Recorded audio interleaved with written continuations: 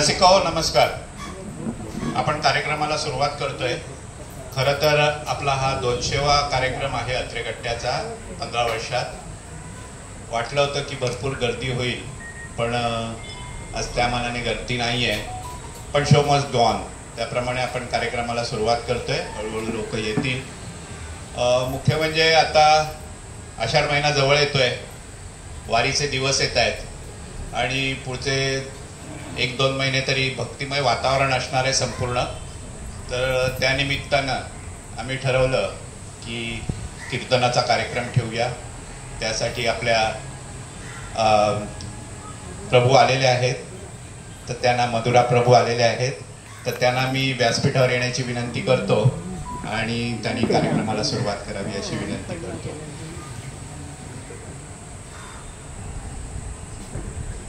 थोडीशी गैरसोय आहे, समजून घ्याल अशी अपेक्षा करतो.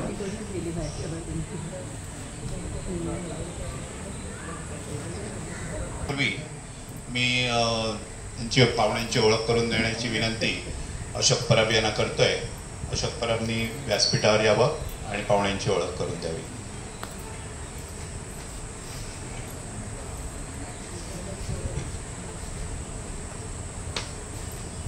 नमस्कार मंडळी.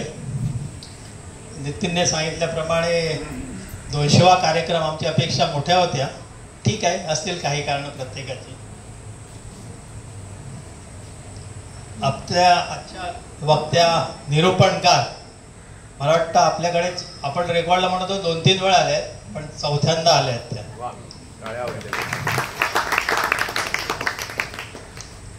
आणि त्यांच्याकडे बघून ह भ प काय हा बऱ्याच जणांना प्रश्न पडला, यांच्या नावाच्या मागे हवप लागलाय म्हटलं काय.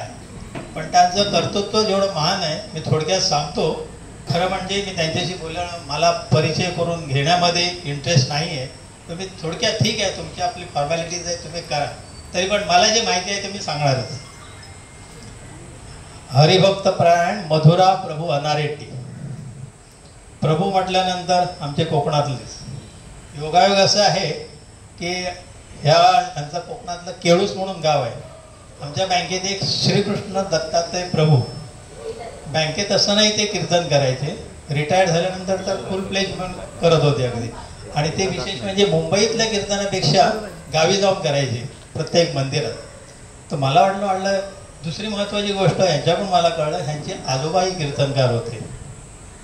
त्यांचंही नाव दत्तात्रय प्रभू. तर म्हटले या प्रभू या आडनावात कुठेतरी प्रभूचा अंश असल्यामुळे कीर्तनकार होतात की काय, असंही मला वाटलं.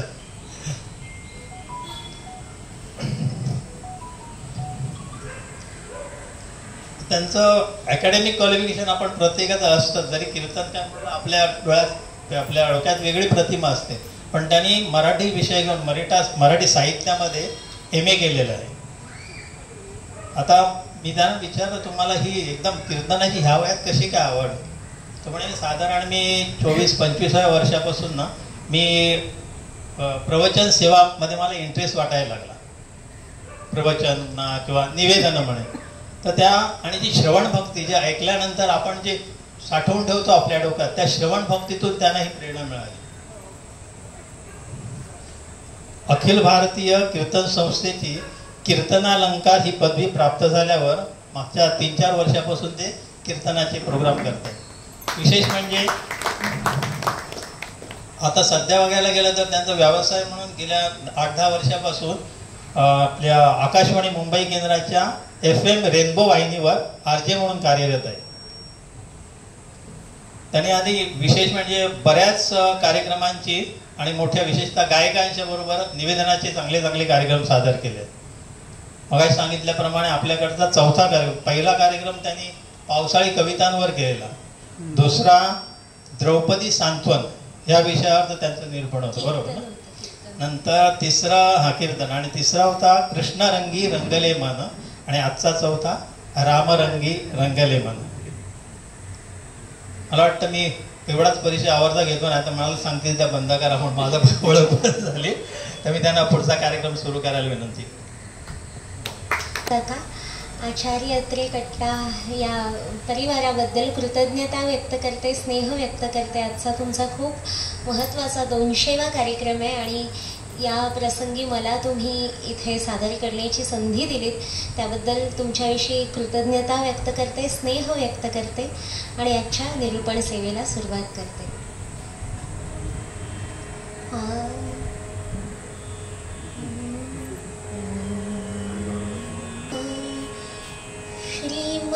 महागणाधिपतये नमः. श्री सरस्वत्ये नमः. श्रीमत्सद्गुरुचरणारविन्दाभ्यां नमः. अभीप्सितार्थसिद्ध्यर्थं पूजितो यः सुरासुरैः सर्वविघ्नहरस्तस्मै गणाधिपतये नमः. नमस्ते शारदे देवी सरस्वतीमतिप्रदे वसत्वं मम जिह्वाग्रे सर्वविद्याप्रदा भव. आपदामपहर्तारं दातारं सर्वसम्पदां लोकाभिरामं श्रीरामं भूयो भूयो नमाम्यहम्. सीताकान्तस्मरण जय जय राम.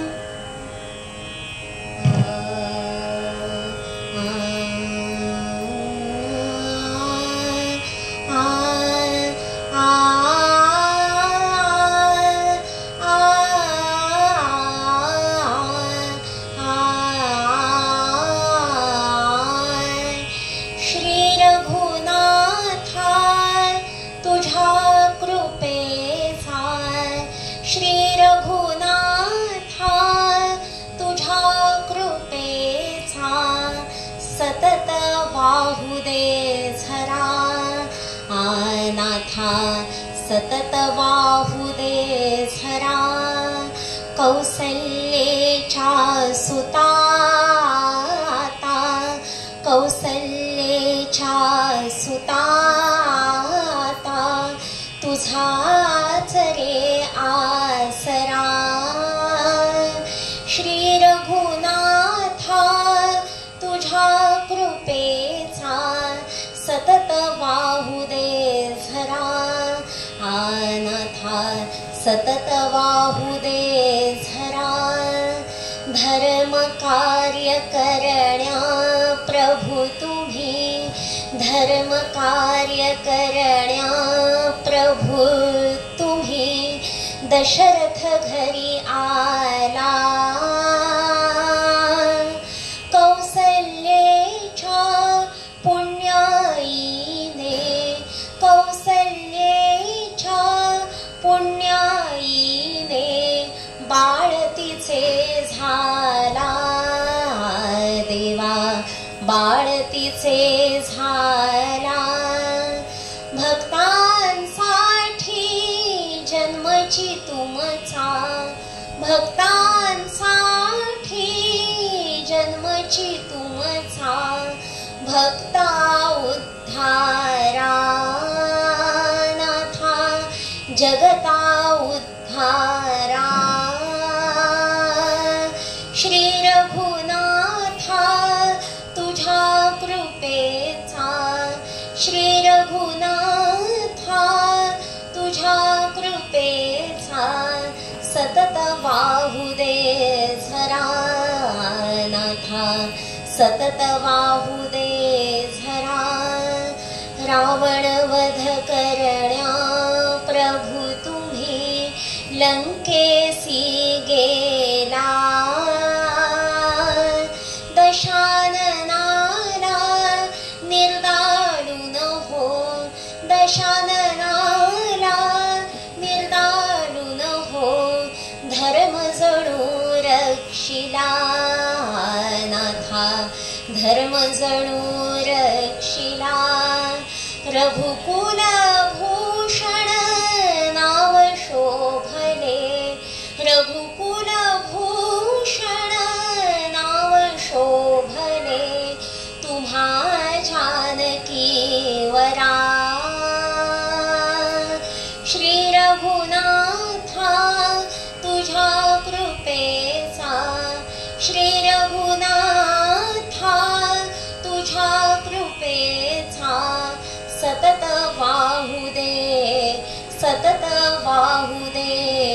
सतत वाहू दे झरा सीताकांत स्मरण जय जय राम. आपल्या सगळ्यांच्या अंतरंगातल्या ईश्वर तत्वाला आत्मारामाला वंदन करते आणि आजच्या प्रवचन सेवेला निरूपण सेवेला सुरुवात करते. रामरंगी रंगले मन असा विषय आज घेतलाय आपल्याला माहीत आहे. आणि अगदी सुरुवातीला मी आले तेव्हाच इथे रामरंगी रंगले मन पंडितजींच्या आवाजात अर्थात पंडित भीमसेन जोशी यांच्या आवाजामध्ये आपण ऐकलं. पंडितजींनी अजरामर करून ठेवलेला असं ते पद आहे. खरं तर अभंग वाटावा आपल्याला, पण ते पद आहे म्हणजे संगीत तुलसीदास नाटकातलं पद आहे. पंडित गोविंदराव टेंबे यांनी ते लिहिले. प्रसिद्ध संवादिनी वादक किंवा त्यांच्याकरता शब्द वापरावेत तितकं कमी आहे. एक प्रसिद्ध संगीतकार, प्रसिद्ध कवी, एक उत्तम गीतकार, उत्तम कवी, अत्युच्च दर्जाचे संवादिनी वादक आणि उत्तम अभिनेते. म्हणजे मराठीतला जो पहिला बोलपट अयोध्येचा राजा, त्याच्यामध्ये राजा हरिश्चंद्राची भूमिका ज्यांनी केली असे पंडित गोविंदराव टेंबे. बालगंधर्वांनी संगीत तुलसीदास नाटकामध्ये जेव्हा काम केलं, बालगंधर्वांना अनेक वर्ष वाटत होतं की ही कुठल्या तरी महान संतांची रचना असावी असं त्यांना वाटत होतं. पण त्यांना जेव्हा कळलं की हे पंडित गोविंदराव टेंब्यांनी लिहिलेलं पद आहे तेव्हा त्यांना आश्चर्याचा धक्का बसला. इतकं भक्तिमय असं ते पद आहे. आणि त्या पदाचं शीर्षक म्हणजे रामरंगी, म्हणजे रामरंगामध्ये रंगून जाण्याकरता त्याच्या इतकं सुंदर असं पद दुसरं कुठलं असू शकत नाही. तर त्या पदाच्या पार्श्वभूमीवर त्या विषयाचं नाव रामरंगी रंगले मन असं दिलं. रामरंगी रंगण्याकरता एक आज अभंग, सूत्र अभंग म्हणून आजच्या प्रवचन सेवेकरता घेतला आहे. ते म्हणजे तो रामरंग आपल्या मनावर बिंबवण्याकरता किंवा रामरंगामध्ये भाविकांचं मन रंगून जावं, साधकांचं मन रंगून जावं म्हणून ज्यांनी आपलं अवघं जीवन हे त्याकरता, त्या कार्याकरता वेचलं असे समर्थ रामदास स्वामी. त्यांचा अभंग राम गावा राम ध्यावा राम जीवीसा विसावा तो हा सूत्र अभंग म्हणून घेतलेला आहे.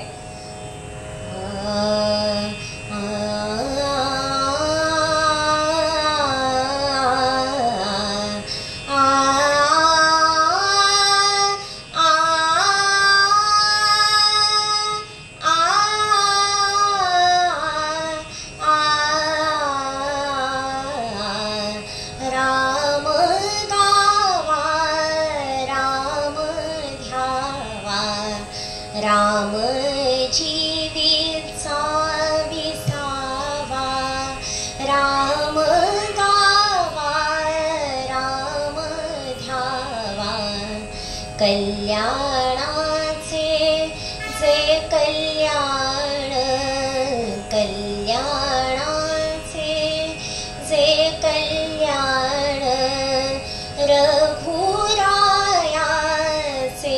गुणगान. राम गावा राम ध्यावा मंगलाचे जे मंगल, राम कौसल्येचा बाळ.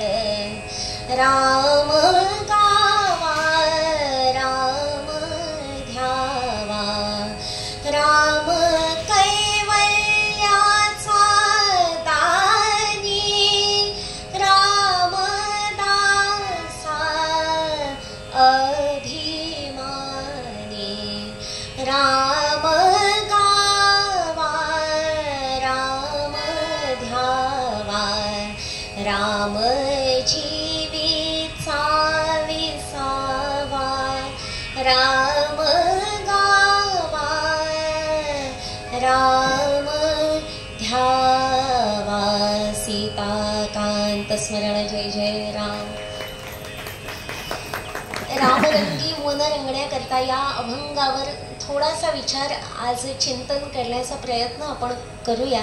राम गावा राम ध्यावा राम जीवीसा विसावा असं समर्थांनी म्हटलंय. मनुष्य जन्माला आल्यानंतर आपल्याला ते जीवन सार्थकी लावण्याकरता आपल्याला ध्यान करणं, कुठल्या तरी देवाला शरण जाणं गरजेचं आहे. आणि समर्थांनी आपल्याला सांगितलं की ध्यान कुणाचं करा, तर ते रामाचं करा. का बरं? कारण हे राम नाम जे आहे ना, ते सनातन, आदी सनातन, म्हणजे रामावतारा पूर्वीपासूनच हे रामनाम आहे, आदी आहे, अनादी आहे, सनातन आहे.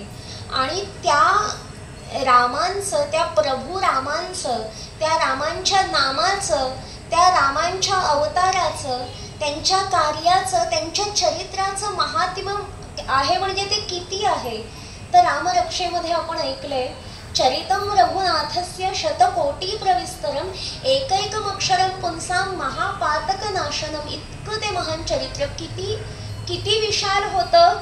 हे चरित्र मुळात सर्वात पहिलं कोणी सांगितलं तर आनंद रामायणामध्ये असं आलंय, सगळ्यात पहिले वक्ते कोण असतील रामचरित्राचे तर ते भगवान शंकर आहेत.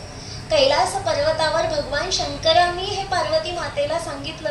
आणि ते विशाल म्हणजे किती विशाल होतं तर शतकोटी प्रविस्तरम, शतकोटी अशी त्या श्लोकांची संख्या होती, 100 कोटी श्लोक होते. आणि मग भांडणं झाली हो, इतकं सुंदर ते चरित्र होतं. त्या श्लोकांवरून भांडणं झाली. कोणामध्ये भांडणं झाली? देवलोक, भूलोक आणि पाताल लोक म्हणजे असुर लोक, या तिघांमध्ये भांडणं झाली की हे चरित्र आम्हाला हवं, आम्हाला हवं, आम्हाला हवं, अशी भांडणं झाली. मग आता तोडगा कोण काढणार? तर जे अत्यंत निष्पक्षपाती आहेत, सरळ मनाचे आहेत असे भगवान शंकर. भगवान शंकरामध्ये तिन्ही लोकीची मंडळी गेली, देवलोक, पाताल लोक, भूलोक असे तिन्ही लोक त्यांच्याकडे गेले आणि भांडणं सुरू आहेत, आम्हाला पाहिजे, आम्हाला पाहिजे, आम्हाला पाहिजे. ते म्हणाले ठीक आहे, तुम्हाला तिघांनाही मिळेल, आपण समान वाटणी करूया या रामचरित्राची. 100 कोटी श्लोक होते. मग अशी समान वाटणी केली की त्याच्यातले 33 कोटी श्लोक देवलोकी गेले, 33 कोटी श्लोक भूलोकी गेले, 33 कोटी श्लोक पाताल लोकी गेले, असुरांकडे गेले. अहो तरी सुद्धा 1 कोटी उरले. त्याची पुन्हा समान वाटणी झाली, 33 लाख, 33 लाख, 33 लाख अशी पुन्हा समान वाटणी झाली. तरी पुन्हा 1 लाख श्लोक उरलेच, त्याची पुन्हा समान वाटणी झाली, 33,000, 33,000, 33,000. तरी सुद्धा 1,000 श्लोक उरले, तरी सुद्धा 1,000 उरले. आणि मग त्याची पुन्हा 330, 330, 330 अशी वाटणी करत गेले. पण आता तुम्ही सांगा, म्हणजे 100ला 3ने भाग जाईल कसा? त्यामुळे अशी वाटणी करता करता करता करता शेवट सगळं वाटून झालं, 2 अक्षर उरली. आणि भगवान शंकर म्हणाले आता ठीक आहे, तुम्हाला खूप दिलं मी, आता मी हे काही तुम्हाला देणार नाही.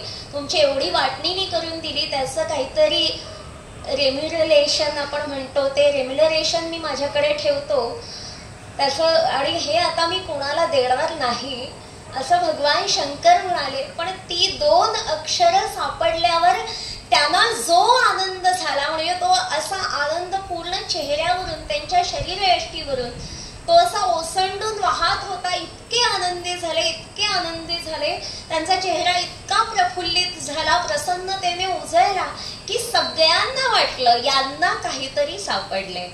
आणि काय सापडले ते त्यांना कळण्याकरता सगळ्यांनी विनंती केली. पण इतके आनंदी होते भगवान शंकर. आनंदाच्या भरात आपण काय करू, छान सेलिब्रेशन करू, पार्टी करू, पण तसा नाही. आनंद काय कसा व्यक्त केला ते काहीतरी सापडल्यानंतर भगवान शंकरांनी छान ध्यानावस्थेमध्ये ते राहिले, समाधी अवस्थेमध्ये गेले, तपाला बसले, प्रफुल्लित मुद्रेमध्ये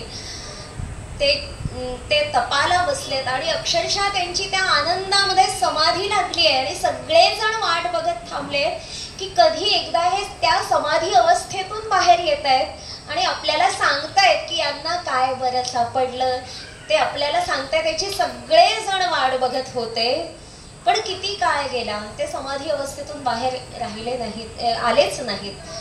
मग हळूहळू असुरांचे पेशन्स सगळ्यात पहिले संपले, संयम सुटला, ते निघून गेले. काय कशाला थांबायचं, इथे आपल्याला मिळालंय ना, आपण जाऊया, म्हणून असुर निघून गेले. त्याच्यानंतर चंचल मनाची म्हणजे भूलोकीची जी माणसं होती, मंडळी होती, माणसं तिथे होती, ती मंडळी त्यांनी विचार केला की आता खूप काळ झाला, आता आपणही जाऊया, आपापली कामं करूया, किती वेळ थांबायचं. म्हणून मनुष्यगणही तिथून निघून गेले. देवलोकीची मंडळी खूप काळ थांबली होती, पण नंतर खूप जबाबदाऱ्या होत्या, जगाचा उद्धार करायचा आहे देवांना, त्यामुळे देव सुद्धा निघून गेले. पण ऋषीजन मुनिजन होते ना, ते तिन्ही लोक निघून गेल्यानंतर सुद्धा बराच काळ थांबले होते. पण वर्षानुवर्ष गेली तरी सुद्धा भगवान शंकर त्या समाधी अवस्थेतून बाहेर येईना. तेव्हा त्यांनी विचार केला, आपण सुद्धा आपल्या तपश्चर्येकरता आता आपापल्या कामांना निघून जाऊया. म्हणून सगळे ऋषी मुनी निघून गेले, पण एक मात्र तिथे थांबून राहिले. ते होते बुध कौशिक ऋषी. तिथे थांबून राहिले ते त्या कैलास पर्वतावर. आणि त्या कैलास पर्वतावर थांबून राहिले म्हणजे कसे थांबून राहिले, की वेटिंग रूम मध्ये थांबल्यासारखे नाही हो, ते ऋषी आहेत, आपल्यासारखे नाही आहेत ते. किंवा छान कैलास पर्वत, वा वा काय छान मस्त वातावरण आहे, चलो पिकनिक मनाते है, फोटो निकालते, सेल्फी निकालते फेसबुक पे, तशा पद्धतीने नाही. ते बुध कौशिक ऋषी आहेत. तिथे भगवान शंकरांची तपश्चर्या सुरू आहे, ते समाधी अवस्थेत आहेत. आणि बुध कौशिक ऋषी सुद्धा समाधी अवस्थेत आहेत. आणि अशा उच्च कोटीच्या आध्यात्मिक अवस्थेमध्ये, ज्याला आपण सुप्रा कॉन्शियस म्हणतो मानसशास्त्राच्या भाषेमध्ये, अशा अवस्थेमध्ये दोघं जण असताना भगवान शंकरांच्या मनाची फ्रिक्वेन्सी बुध कौशिक ऋषींच्या मनाशी कनेक्ट झाली. आणि जे काही भगवान शंकरांना सापडलं होतं ते बुध कौशिक ऋषींना मिळालं. 2 अक्षर जी त्यांना सापडली होती ती होती राम. ती राम अक्षर नुसती नाही मिळाली त्यांना, त्या राम नामाची महती त्यांना मिळाली. आणि मग ती त्यांनी संपूर्ण जगाला राम रक्षेच्या रूपामध्ये दिली. ही गोष्ट वेगळी आहे. आदिष्टवान यथा स्वप्ने रामरक्षा मिमांहरः तथा लिखितवान प्रातः प्रबुद्धो बुध कौशिकः. जशी भगवान शंकरांनी सांगितली त्याप्रमाणे ती रामनामाची महती त्यांनी रामरक्षेच्या रूपामध्ये लिहून काढली. तर हे रामनाम किती सनातन आहे, किती आदी आहे, त्या रामनामाची महती कोणी सांगितली आहे, किंवा त्या रामावताराची महती कोणी सांगितली आहे, त्या रामांची महती सांगणारे कोण आहेत, तर ते भगवान शंकर आहेत. ते स्वतः तिथे कैलास पर्वतावर रामनामामध्ये, रामाच्या ध्यानामध्ये रमून जातात. आणि त्यांना उच्च कोटीच्या आनंदाची प्राप्ती भगवान शंकरांना होते. तर आपल्याला का नाही होणार? म्हणून आपल्याला समर्थ रामदास स्वामी सांगतायत की राम गावा, राम ध्यावा, राम जीवीचा विसावा. काय त्या रामावताराची महती आहे. मुळात तो रामावतार का झाला, म्हणजे रामावतार म्हणजे तिथे फक्त रामावतार नाही आहे, तो खरं तर हरिहरांचा अवतार आहे. म्हणजे श्री विष्णूंनी रामावतार घेतला तसा भगवान शंकरांनी हनुमंताचा अवतार घेतला. म्हणजे त्रेतायुगामध्ये हरिहर दोघांनीही अवतार घेऊन भक्तीचा एक परमोच्च आदर्श आपल्या समोर मांडून दिला. मुळात प्रभू रामांना का आपण अवतार घ्यावा असं का वाटलं, त्याची पूर्वपीठिका कुठे आहे त्या अवताराची, तर ती आपल्याला सत्ययुगामध्ये सापडते. कैलास पर्वतावर बऱ्याच गोष्टी त्या कैलास पर्वतावर सुरू होतात बऱ्या अध्यात्मातल्या. त्या कैलास पर्वतावर भगवान शंकर छान निजानंदामध्ये रंगून गेलेले असताना नारायण नारायण विश्वकल्याण हेतु अंतरी भ्रमण त्रिलोकी करीती नारायण नाममुखी झा नारद त्यांना म्हणती नारायण म्हणत नारद मुनींचं आगमन तिथे होतं. आणि खरं खूप परमकोटीचे स्नेही आहेत दोघही जण, खूप दोघांचाही स्नेह आहे, कारण दोघही उच्च कोटीचे वैष्णव आहेत. श्री विष्णूंचे दोघेही फॅन आहेत.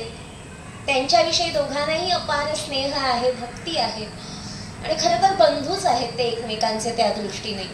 त्यामुळे भगवान शंकरांची आणि नारद मुनींची भेट होते कैलास पर्वतावर सत्ययुगात आणि अध्यात्मपर चर्चा सुरू होते दोघांचीही. आणि त्या आध्यात्मिक चर्चेमध्ये रंगलेले असताना, त्या आध्यात्मिक गप्पा दोघांच्या सुरू असताना नारद मुनी भगवान शंकरांना म्हणून जातात की मी मोह मायेवर विजय मिळवलाय, मोह मायेवर विजय मिळवलाय. हे ऐकून भगवान शंकरांना आश्चर्यच वाटतं, थोडंसं हसू येतं.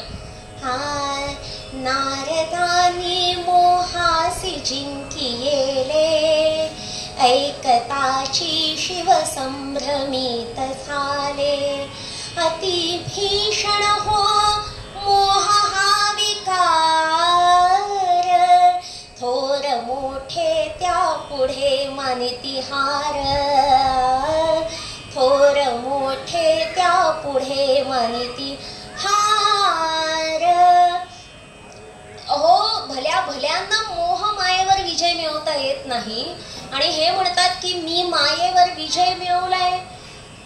एकतर मिळवणं कठीण आणि वरून जो मिळवतो तो असं सर्वांना सांगत नाही फिरत की वा वा मी मोह मायेवर विजय मिळवलाय वगैरे. त्याच्यामुळे भगवान शंकर संभ्रमित झाले आणि म्हणाले की ठीक आहे नारदा, पण हे इथे सांगितलं, बाकी दुसरीकडे कुठे सांगू नका. म्हणजे भगवान शंकरांना त्यातून सुचवायचं होतं भगवंतांकडे जाऊन काही हे असं बोलू नका, श्री विष्णूंना जाऊन सांगू नका.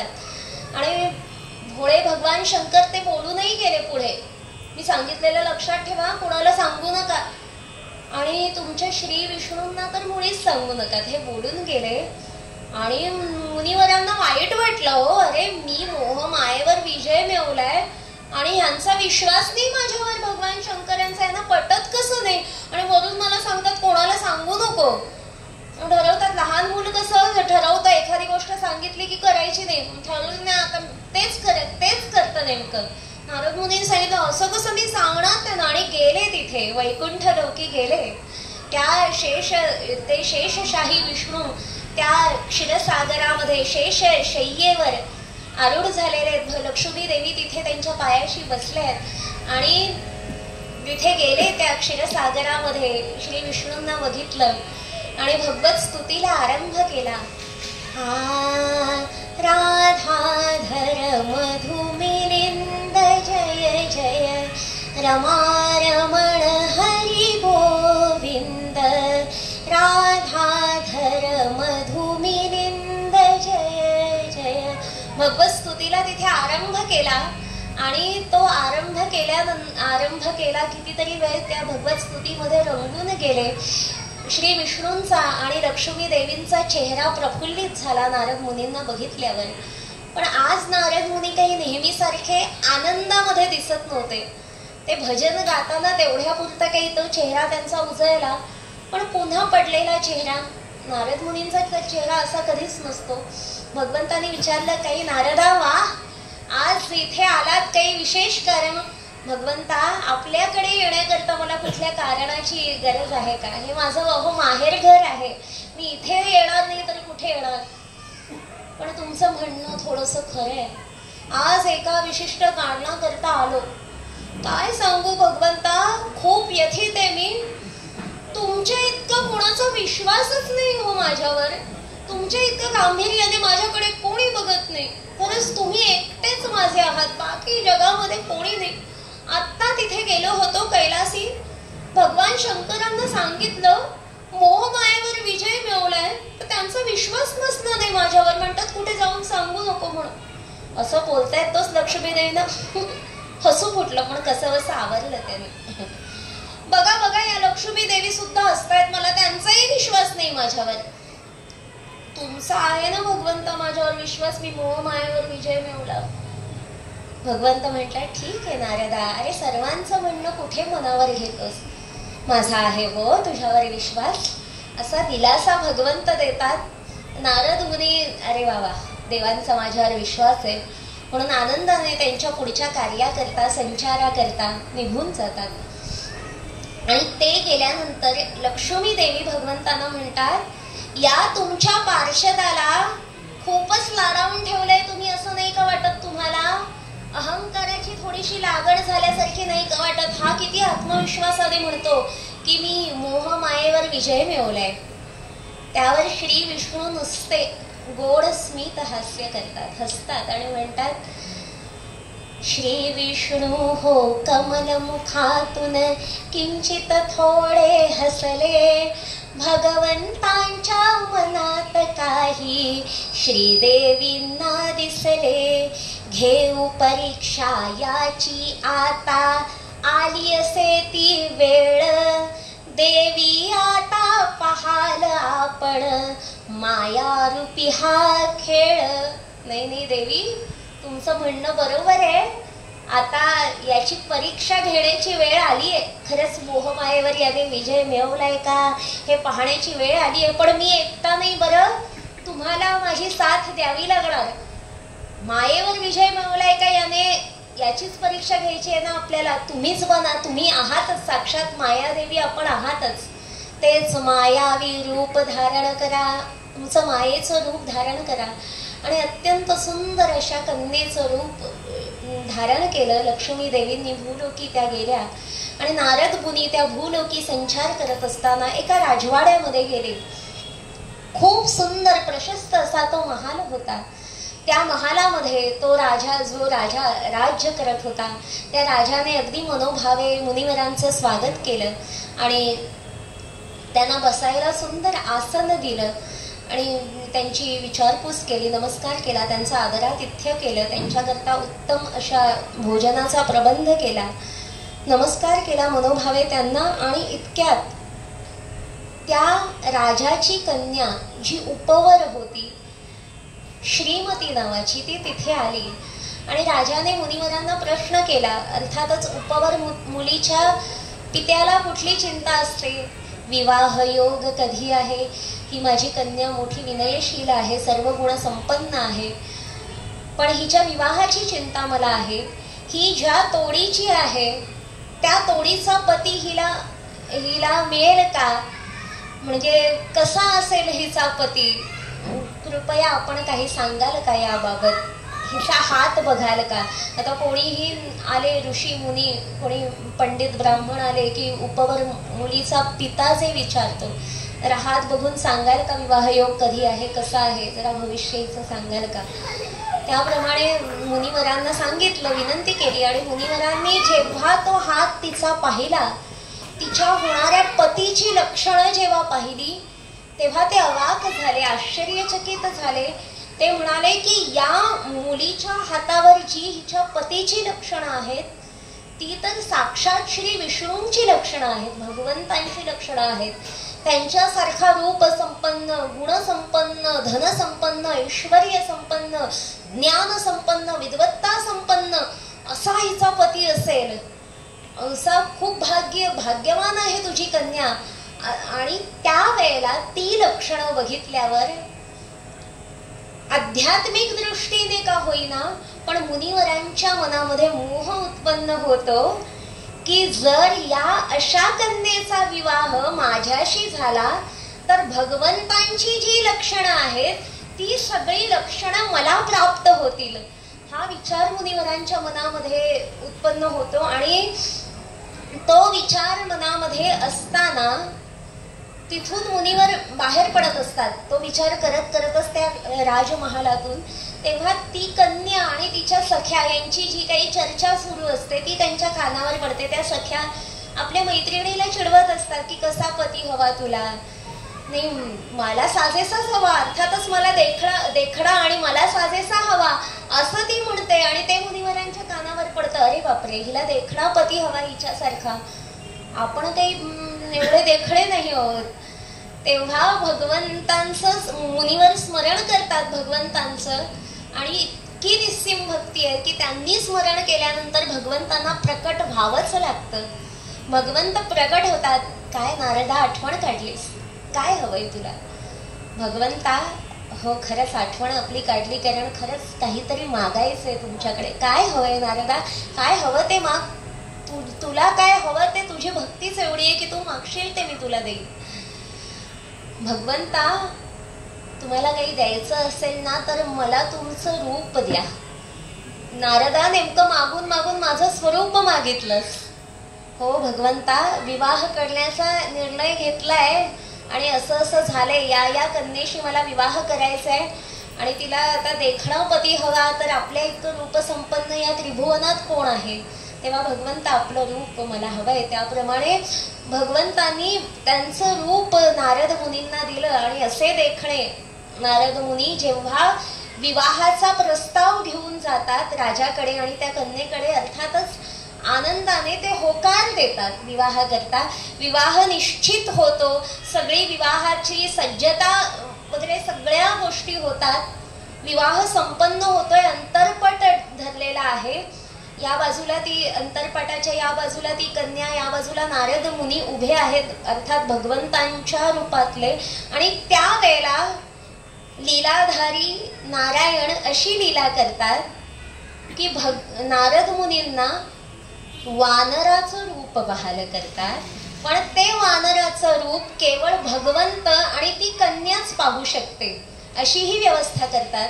आणि भगवान शंकरांना तिथे खात्री असते की नारदाने मी बोललो त्याच्या विरुद्ध हा नारद करणार, त्याच्यामुळे श्री विष्णू काहीतरी लीला इथे करणार आहेत याची त्यांना खात्री असते. त्याच्यामुळे शेवटी आपला बंधू आहे, त्याची काळजी आपणच घेतली पाहिजे. म्हणून काय प्रकार होतो ते पाहण्याकरता त्यांच्या 2 शिवगणांना त्यांनी तिथे पाठवून दिलेलं असतं. ते सुद्धा तिथे विवाह समयी उपस्थित असतात. पण जेव्हा तो सगळं सावधान आणि तो अंतरपट दूर सारला जातो, तेव्हा ते वानराचं रूप त्या कन्येला दिसतं. ती पाठ फिरवते, वरमाला घालत नाही, ती पाठच फिरवते, विरुद्ध दिशेला वळते आणि तिला काहीतरी एक प्रकाश चमकताना दिसतो. कोणीतरी एक तेजस्वी तरुण दिसतो. त्या तेजस्वी तरुणाच्या दिशेने ती वरमाला घेऊन जाते. नारद मुनी विचार करतायत, अरे माझी नवरी चालली कुठे? आणि तिच्या पाठून नारद मुनीही जात आहेत. नारद मुनींच्या पाठून ते 2 शिवगण जात आहेत. आणि त्या विवाह मंडपाच्या बाहेर साक्षात श्री विष्णू उभे असतात. त्यांच्या गळ्यामध्ये ती वरमाला घालते. तेव्हा नारद मुनींना आश्चर्य वाटतं, अरे माझी होणारी ही पत्नी होती, हिने कशी बरं वरमाला घातली यांच्या गळ्यात? ते शिवगण विनंती करतात, भगवंता आपण काय लीला केली, ही लीला आम्हाला पाहता यावी. तेव्हा भगवंत दिव्य दृष्टी त्यांना बहाल करतात. त्यांनाही नारद मुनींचं रूप पाहता येतं की यांना वानराचं रूप प्राप्त झालेलं आहे. ते रूप पाहून त्यांना हसू येतं, हसू फुटतं. तुम्ही का हसताय मला? मुनीवर विचारतात. तेव्हा ते शिवगण सांगतात की भगवंतांनी अशी अशी लीला केली, आपला चेहरा हा वानराप्रमाणे दिसतोय. तेव्हा नारद मुनींना वाईट वाटतं आणि ते भगवंतांना म्हणतात, ठीक आहे भगवंता, मला या कन्येशी विवाह करायचा होता, आपण केलात, आता मी काय बोलणार? नांदा सौख्य भरे, तुम्ही सुखाने संसार करा तिच्यासोबत, दाम्पत्य जीवन तुम्ही उत्तमपणे व्यतीत कराल. पण भगवंता, मी तुम्हाला सांगतो, तुमच्या पुढच्या जन्मामध्ये, पुढच्या अवतारामध्ये मात्र तुम्हाला आणि तुमच्या या पत्नीला एकमेकांचा विरह सहन करावा लागेल. आणि आज हे शिवगण मला तुम्ही वानराचं रूप दिलं म्हणून हसतायत. तुम्ही मला वानराचं रूप देऊन ही सर्व लीला केलीत ना भगवंता. मी तुम्हाला सांगतो, तुमच्या त्या जन्मामध्ये, त्या अवतारामध्ये एका वानरामुळेच तुमची ही पत्नी तुम्हाला पुन्हा भेटेल. असं नारद मुनी बोलून जातात आणि लक्ष्मी देवी त्यांच्या मूळ रूपात प्रकट होतात.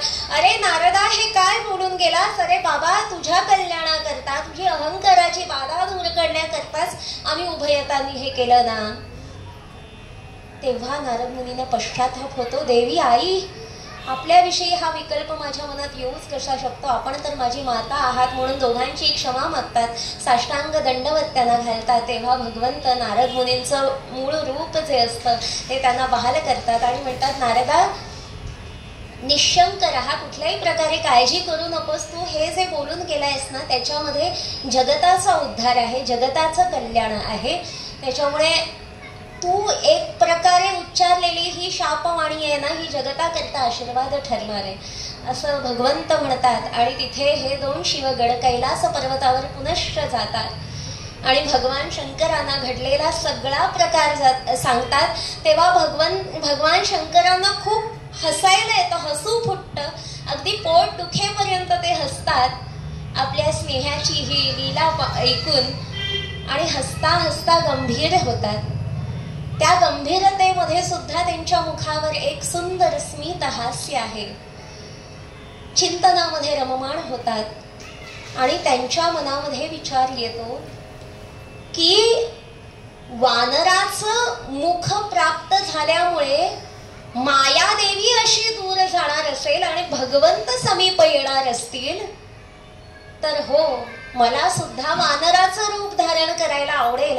आणि नारदाने भगवंतांना दिलेला जो शाप आहे ना, की एका वानरामुळे तुम्ही पुन्हा भेटाल, भगवंतांची आणि लक्ष्मी देवींची गाठ पुन्हा घालून देणारा तो वानर मी बनेन, असा संकल्प भगवान शंकर करतात आणि त्यानुसार श्री विष्णू रामावतार घेतात आणि भगवान शंकर हनुमंताचा अवतार घेतात आणि या सृष्टीवर जगताचा उद्धार असा करतात.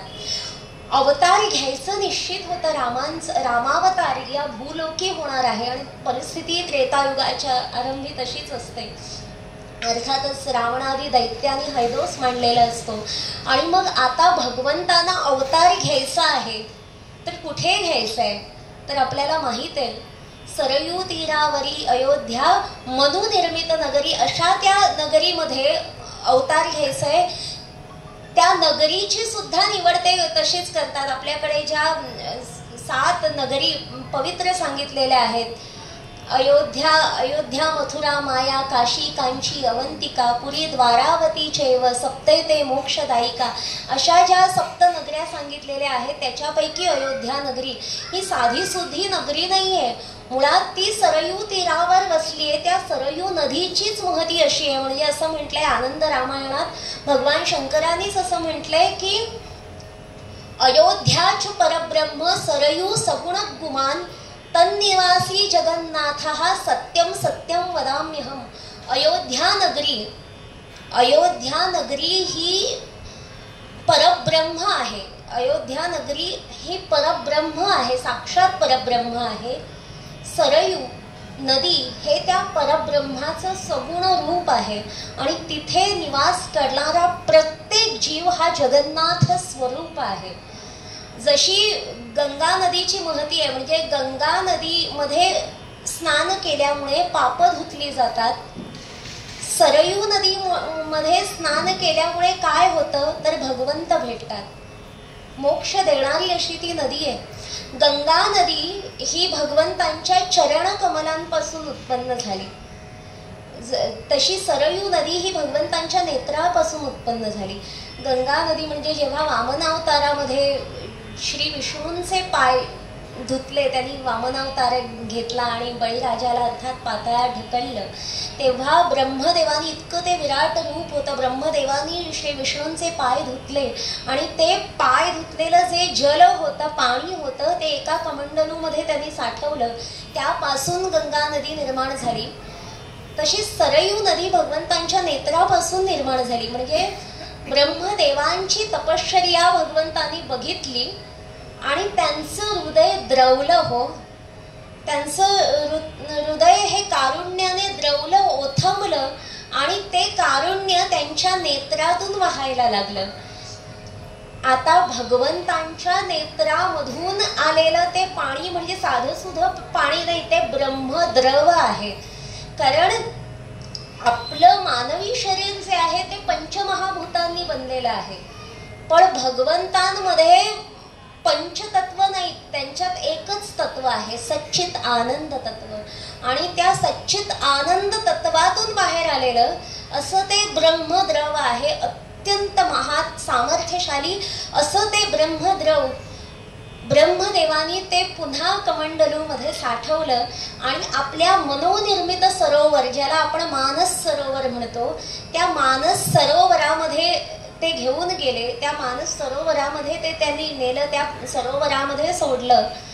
आणि अगस्ती ऋषी आपल्या तपश्चर्येमुळे ते कोसल प्रांताच्या दिशेला, इथे उत्तरेकडे जिथे आज अयोध्या नगरी आहे त्या प्रांतामध्ये ते घेऊन आले आणि मग ते नदीच्या स्वरूपात वाहायला लागलं. सरोवरापासून ती उत्पन्न झाली म्हणून सरयू नदी. आपण त्याचा अपभ्रंश बऱ्याचदा शरयू असा करतो, पण खरा शब्द अगदी बाबूजींचं सुद्धा सरयू तीरावरी अयोध्या मनुनिर्मित नगरी. गाणं नीट ऐकून बघितलं तर ते सरयू असाच त्यांनी उच्चार केलेला आहे.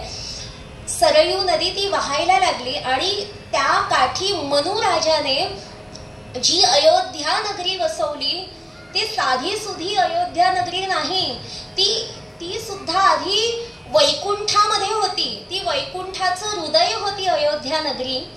मनुराजाने भगवंतांना प्रार्थना केली, विनंती केली आणि अर्थातच तो मनुराजा अत्यंत सामर्थ्यशाली, सात्विक होता, धार्मिक होता, भगवत भक्त होता. त्याच्या विनंतीवरून भगवंतांनी ती त्याला भेट म्हणून दिली आणि या भूलोकी सरयू नदीच्या तीरावर ती अयोध्या नगरी त्याने जेव्हा वसवण्याकरता प्रारंभ केला, इतकी ती तेजस्वी होती, इतकी अलौकिक, इतकी सामर्थ्यशाली होती की त्या भूलोकी ती वसली जात नव्हती. ती हलायला लागली, जमीन म्हणजे भूमी हलायला लागली, वसतच नव्हती ती तिथे.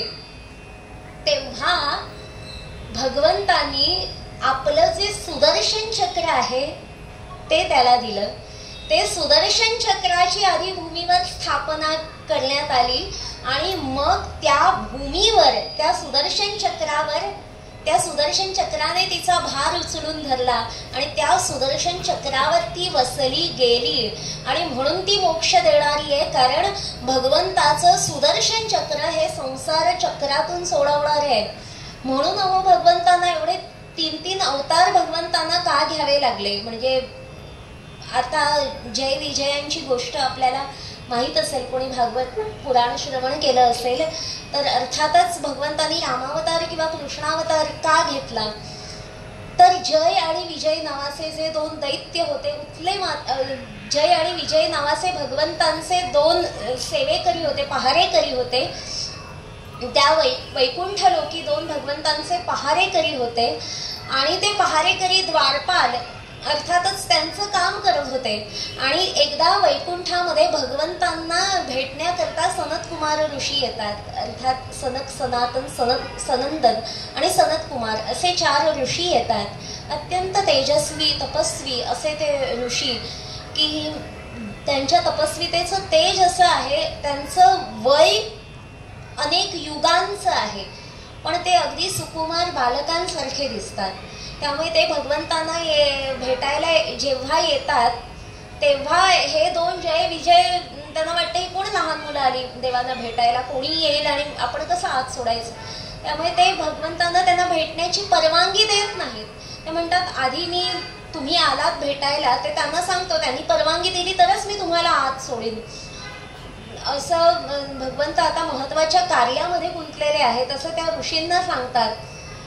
पण त्या मग ऋषींचा राग अनावर होतो की कारण ते मोठे तपस्वी असतात, त्यामुळे ते शाप देतात की तुमच्या पदाचा तुम्हाला अहंकार निर्माण झालाय म्हणून तुम्ही ऋषीजनांशी असं वागताय, त्यामुळे तुम्हाला भूलोकी जन्म घ्यावा लागेल, दैत्य कुळामध्ये जन्म घ्यावा लागेल आणि तुम्ही भूलोकी जाल, दैत्य बनाल असा शाप ते त्यांना देतात त्या जय विजयाला.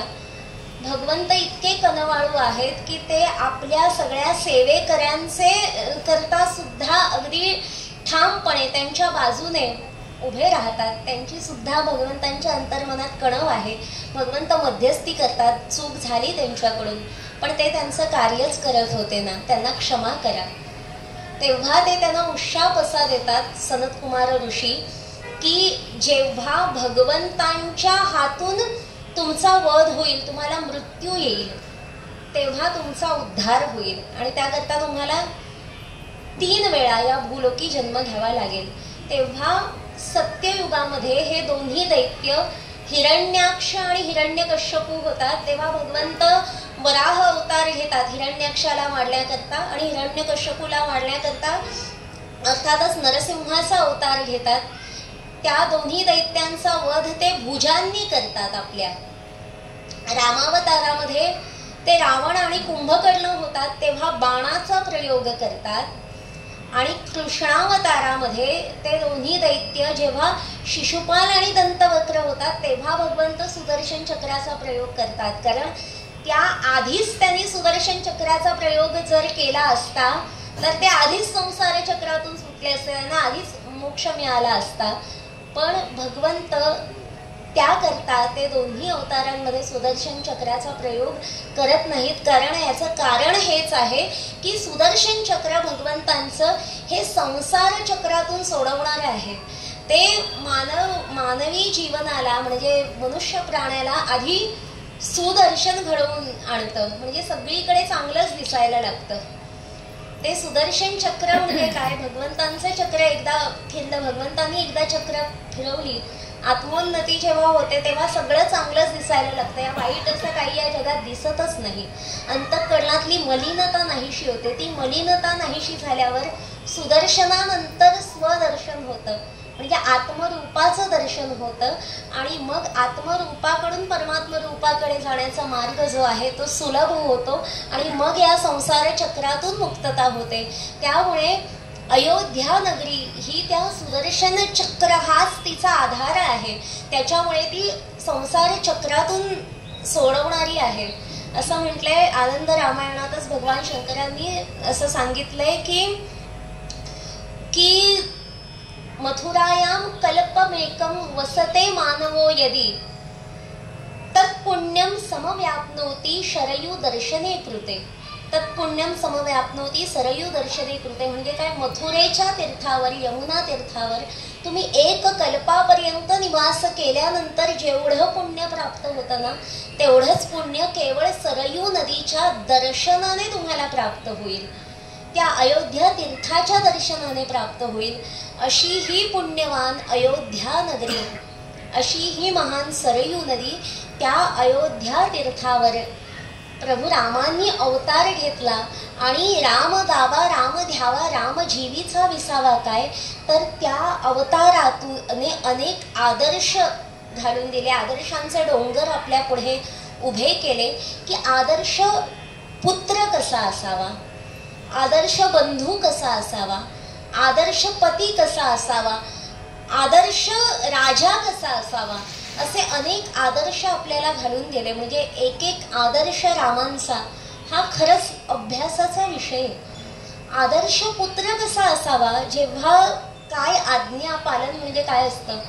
आजच्या काळामध्ये आई वडिलांनी किती वेळा सांगूनही मुलं स्वतःच्या मनाचं करतात. पण जेव्हा रामांना वनवासामध्ये दशरथ राजांनी जायला सांगितलं नव्हतं, त्यांची जीभ बोलूच शकली नाही, म्हणजे त्यांच्या तोंडातून ते मुखातून ते उच्चारूच शकले नाही की तू वनवासाला जा. ते मूर्छित अवस्थेमध्ये आहेत, त्यांची प्रकृती बरी नाही. हे रामांना जेव्हा समजलं तेव्हा दशरथ राजांच्या कक्षामध्ये राम त्यांना भेटण्याकरता जेव्हा गेले तेव्हा कैकेयी माता तिथे उपस्थित होती. आणि काय झालं, पिताश्रींची ही अवस्था का माते असं रामाने विचारलं नम्रतापूर्वक. तेव्हा कैकेयीने रामांना सांगितलं की त्यांची अशी इच्छा आहे की मला दिलेल्या वचनानुसार तू अयोध्येतून वनवासाला जावं आणि राज्यपद हे भरताला मिळावं.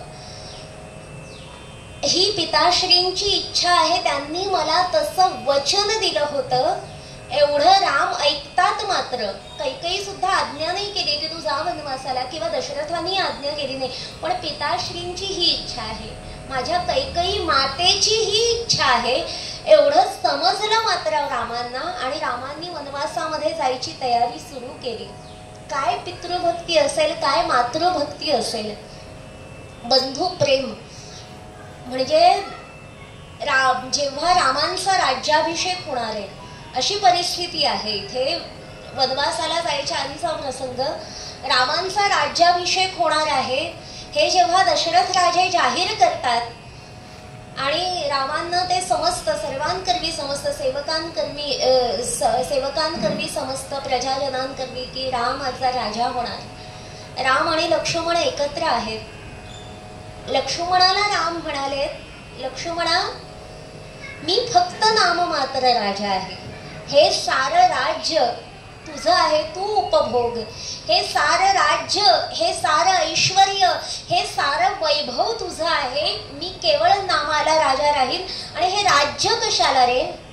माझं जीवन, माझा प्राण सुद्धा तुझ्याच करता आहे. हे रामांचं वाक्य काय बंधू प्रेमाचा आदर्श आहे बघा. म्हणजे एक लक्ष्मण आहे की जो स्वतःच्या माता पित्यांशिवाय राहू शकतो, तो त्याच्या पत्नीशिवायही राहू शकतो, पण भावाशिवाय राहू शकत नाही. काय प्रेम! हे इतकं प्रेम काय आहे? कारण त्याच्या ज्येष्ठ बंधूकडून सुद्धा त्याला तेवढंच प्रेम मिळालंय. प्रेमामध्ये एकतर्फी नाहीये ना, ते गिव्ह अँड टेक आपण म्हणतो, देवाणघेवाण आहे ना, त्याच्या रामांकडूनही तितकंच प्रेम त्याला मिळालंय. म्हणून तितकं प्रेम लक्ष्मण करू शकतो. भरताचंही तसंच आहे. इतकं सुंदर वर्णन आहे म्हणजे. आणि हा राम म्हणजे लहानपणापासून हे बालक अगदी तसंच आहे बरं. हे चार भाऊ जेव्हा एकत्र खेळतात तेव्हा राम मुद्दाम हरतो आणि आपल्या बंधूला जिंकू देतो. कारण माझ्या भावाची जीत ती माझी जीत आहे आणि त्याची हार ती माझीच हार आहे, हे मनाशी पक्क आहे. आणि मुद्दाम हरतो आपल्या भावांकरता. आणि कौसल्या मातेला जाऊन सांगतो, आई आज आम्ही खेळत होतो तेव्हा माझा भाऊ भरत जिंकला बरं का आई. हे ऐकतो भरत आणि त्याच्या डोळ्यातून पाणी येतं. म्हणतो, नाही ग माते, मी तुला काय सांगू, मी जिंकावं ना म्हणून मुद्दाम हरला. जिंकत असलेला रामदादा माझ्याकरता मुद्दाम हरला. असं बंधू प्रेम आपल्याला क्वचित ठिकाणी दिसून येतं. रामाला त्याच्या बंधूंकडून इतकं प्रेम मिळालंय म्हणून त्या बंधूंचं सुद्धा तितकंच प्रेम आहे रामांवर. म्हणजे किती बंधू प्रेमाचे एकाहून एक सुंदर आदर्श आपल्याला रामायणामध्ये पाहायला मिळतात. जेव्हा भरत येतो, आजोळी गेलेला भरत येतो अयोध्या नगरीमध्ये आणि कैकेयी मातेकडून त्याला समजतं, जन्मदात्र्या कैकेयी मातेकडून समजतं की रामाला वनवास आणि तुला राज्यपद ही व्यवस्था मी केली आहे तुझ्या करता. हे कैकेयी मातेकडून जेव्हा समजतं त्याला, जन्मदात्र्या मातेला, तो आपल्या बंधू करता. म्हणजे खरं तर तसं पाहायला गेलं तर नातं कुठलंय सावत्र भावाचं, पण आपल्या भावाकरता हा पापिणी, हा वैरणी असे शब्द तो आपल्या मातेला उच्चारतो. मातेकरता त्याने उच्चारलेले आहेत. आणि मी हे राज्यपद स्वीकारणार नाही म्हणून रामशोध घेण्याकरता बाहेर पडतो. आणि हा रामशोध घेण्याकरता तो जेव्हा बाहेर पडतो, कुठे कुठे कुठे कुठे माझा रामदादा थांबला होता विचारत विचारत विचारत भरद्वाज मुनींच्या आश्रमामध्ये भरताचा मुक्काम आहे रात्रीचा. तिथे राम येऊन गेलेत, राहून गेलेत. आणि त्या भरद्वाज मुनींना विचारतो, या तुमच्या आश्रमामध्ये आल्यावर माझा रामदादा कुठे बसला होता बरं? राम जिथे बसले होते ती जागा, ते आसन दाखवतात भरद्वाज मुनी भरताला. त्या जागी येतो भरत. तिथे नतमस्तक होतो, डोकं टेकतो आणि घळा घळा घळा घळा रडतो.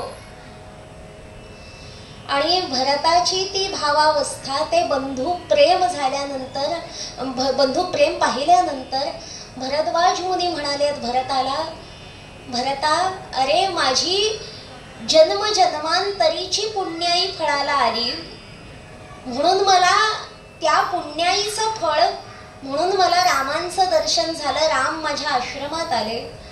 पण रामांच्या दर्शनामुळे मला जे पुण्य मिळालं ना, त्या पुण्याचं फळ म्हणून तुझ्यासारख्या श्रेष्ठ भक्ताचं, श्रेष्ठ बंधूचं दर्शन मला आज झालं.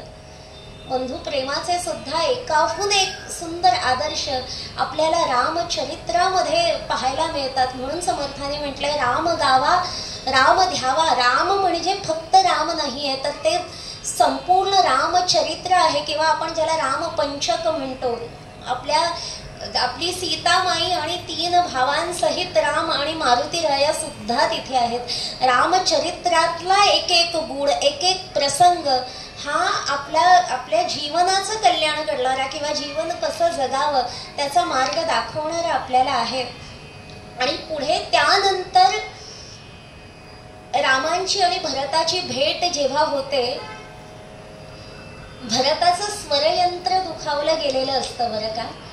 जेव्हा हा पापिणी, हा वैरिणी म्हणून मातेवर जोरात ओरडतो भरत, इतका क्रोध अनावर होतो की मोठ्याने ओरडतो भरत, आणि त्याचं स्वरयंत्र दुखावलं गेलेलं असतं.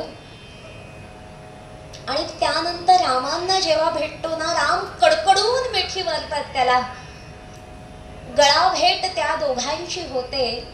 आणि त्यानंतर रामांनी कडकडून मिठी मारल्यानंतर, ती गळा भेट झाल्यानंतर ते भरताचं स्वरयंत्र ठीक होतं. का बरं? कारण कंठाच्या इथे विशुद्ध चक्र असतं. रामांनी भरताला विशुद्ध चक्रावर स्थान दिलंय, कारण भरता इतकी शुद्धता त्यानंतर जगात कुठे सापडलीच नाही. म्हणून रामरक्षेमध्ये ना कंठम भरत वंदितः असा शब्दप्रयोग आलेला आहे. रामरक्षा इतका खरं तर एक सुंदर वेगळा तो विषय होऊ शकतो की तिथे रामाची वेगवेगळी नावं आलेली आहेत त्या रामरक्षेमध्ये.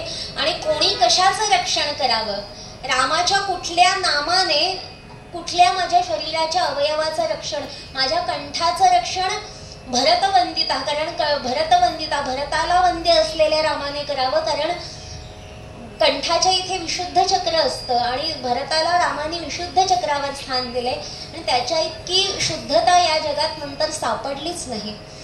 म्हणून बंधू प्रेमाचा असा सुंदर आदर्श आपल्याला रामायणामध्ये पाहायला मिळतो.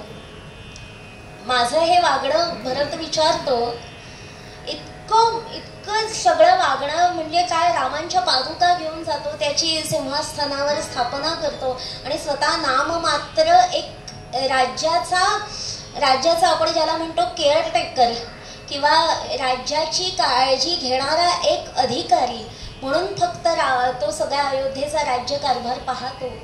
भरत कुठल्याही प्रकारे राजभोग उपभोगत नाही. राम तरी वनवासात दर्भासनावर झोपायचे, भरत जमिनीवर झोपून राहिलाय. राम वनवासातून परत अयोध्येत येईपर्यंत हे इतकं सगळं आदर्श वागणं. आणि परत विचारलंय वसिष्ठ मुनींना, कुलपुरोहित त्यांचे जे आहेत त्यांना, माझं हे वागणं शास्त्राला धरून आहे ना? काय उत्तर द्यावं या प्रश्नाचं? वसिष्ठ मुनी म्हणाले, भरता, अरे जगात अशी कित्येक माणसं आहेत की ज्यांना शास्त्र म्हणजे काय ते माहीतच नसतं, ठाऊकच नसतं. काही माणसं अशी सुद्धा असतात त्यांना शास्त्र वगैरे काय सगळं माहीत असतं, पण ते शास्त्राला धरून कधीच वागत नाहीत.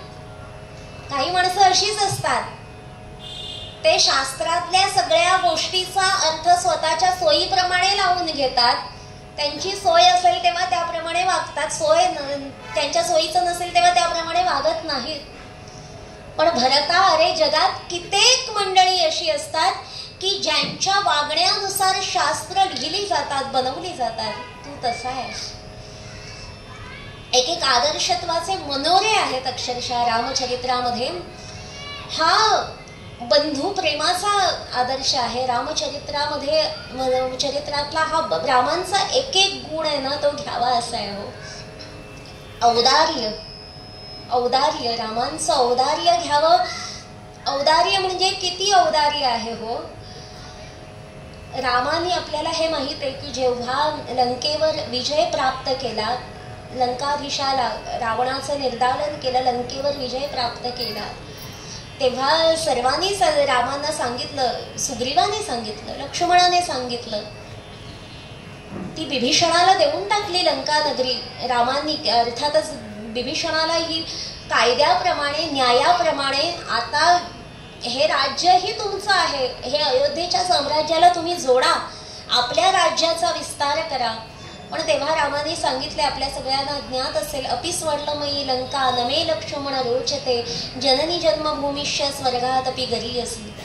कितीही स्वर्णमयी असू देत लंका, ती मला भावणार नाही, पण माझी जननी आणि जन्मभूमी अयोध्या नगरी ती मला स्वर्गाहूनही प्रिय आहे. असं सांगून नाही, ते विभीषणाला मी कबूल केलं होतं, विभीषणाला वचन दिलं होतं, त्याप्रमाणे ते लंकेचं राज्य त्यांचं आहे हे आहेच, हे आपल्याला माहीत आहे.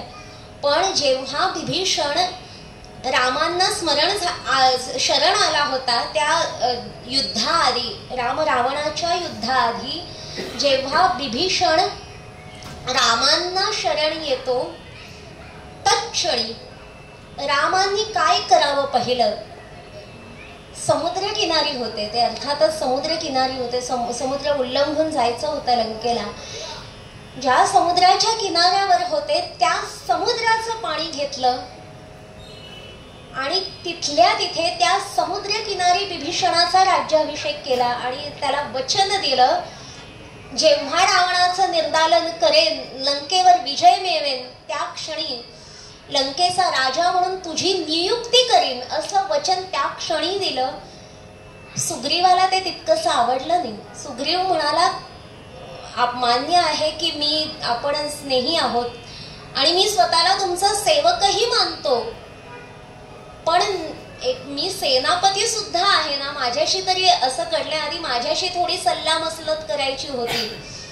कशावरून हा धोका देणार नाही, कशावरून हा शब्द फिरवणार नाही, आणि शब्द फिरवला तर काय कराल, तो कसाही वागू देत. मी वचन दिलंय ना, माझ्या वागण्याशी मी प्रामाणिक राहणार आणि मला खात्री आहे त्याच्या मनामध्ये विकल्प जरी आला ना, तरी माझ्या वागण्याने, माझ्या त्याच्यावरच्या स्नेहाने मी त्याचं मन बदलीन, याची मला खात्री आहे. तो त्याचा शब्द मोडणार नाही याची मी तुला खात्री देतो, असं राम म्हणाले. त्यावर सुग्रीव म्हणाला, बरं तेही मी मान्य करतो. उद्या काही कालावधीनंतर 4 दिवसांनी समजा रावणाचा निर्णय बदलला, रावणाचं मत बदललं आणि त्याने स्वतःहून सीतेला तुमच्याकडे सुपूर्त केलं, युद्धाची वेळच नाही आली, तर तुम्ही काय कराल? त्यावर रामांचं उत्तर आहे, एकतर मी फक्त सीतेला सोडवण्याकरता हे युद्ध करत नाहीये, एकट्या सीतेकरता मी लंकेतल्या सगळ्या लंकावासियांना त्रास देण्याचा माझा हेतू नाही. लंकेतल्या निरपराध जनांना रावणाने अनेक संत सज्जनांना बंदी बनवून ठेवलंय, अक्षरशः तिथे अनाचार सुरू आहे. त्या सगळ्या संत सज्जनांना ज्यांच्यावर अन्याय होतोय त्या सगळ्यांना मला त्या त्रासातून मुक्त व्हायचंय, म्हणून मी हे युद्ध करतोय. आणि रावण मला जर शरण आला आणि त्याने सीतेची आणि त्या सर्व बंदीजनांची मुक्तता केली आणि सद्धर्माप्रमाणे वागणार असं जर तो मला वचन देत असेल ना, तरी मी माझा शब्द बदलणार नाही. जर मी विभीषणाला शब्द दिलाय की लंकेचं राज्य मी तुला देईन, तर ते राज्य त्याचंच असेल. पण हो, रावणालाही मी नाराज करणार नाही. तो जर मला शरण आला तर माझं अयोध्येचं राज्य मी त्याला देईन. माझा बंधू भरत हा जरी तिथे राज्य आत्ता करत असला तरी त्याने माझ्या पादुका सिंहासनावर स्थापित केलेल्या आहेत आणि तो एक नाममात्र अधिकारी म्हणून राज्यकारभार बघतोय. तो माझ्या शब्दाच्या बाहेर नाही. मी त्याच्याकडे शब्द टाकला ना, तर तो कधीच माझ्या शब्दाचा अवमान करणार नाही. मी माझं अयोध्येचं राज्य रावणाला देईन. ही उदारता कुठे सापडते हो? काय एक एक उदारतेचं रामांच्या वर्णन करावं, म्हणजे तिथे असंही वर्णन आलंय त्या रामचरित्रामध्ये, नाथांनी केले. बरे, भावार्थ रामायणामधलं संत एकनाथांनी केलेलं वर्णन आहे. रावणाचं घनघोर युद्ध सुरू आहे आणि त्या घनघोर युद्धामध्ये रावण रामांशी लढत असताना त्याच्या आधी सुद्धा त्याने पराक्रम गाजवलेला आहे. रामाच्या सैन्यामधल्या, वानर सैन्यामधल्या अनेकांशी त्याने झुंज दिली आहे आणि रामांशी युद्ध करताना रावण खूप थकलाय.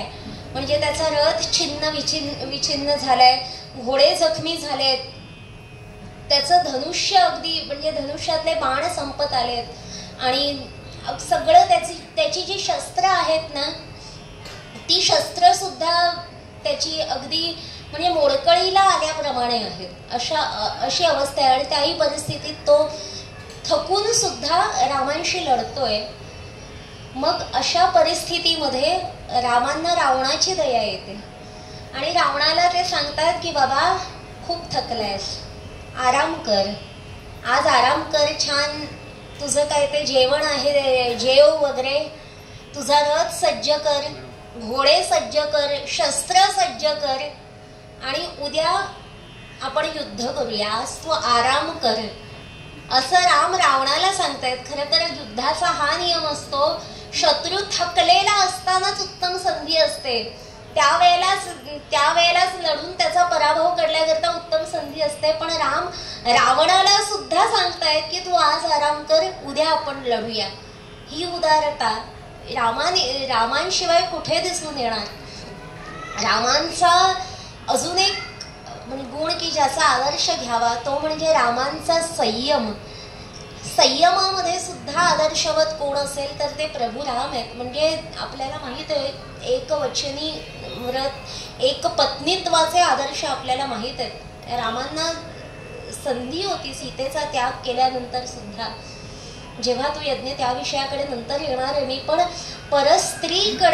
परस्त्रीला स्पर्शही नाही किंवा तिच्याकडे वेडावाकड्या नजरेने बघणंही नाही. ही पवित्रता म्हणजे काय पवित्रता असते.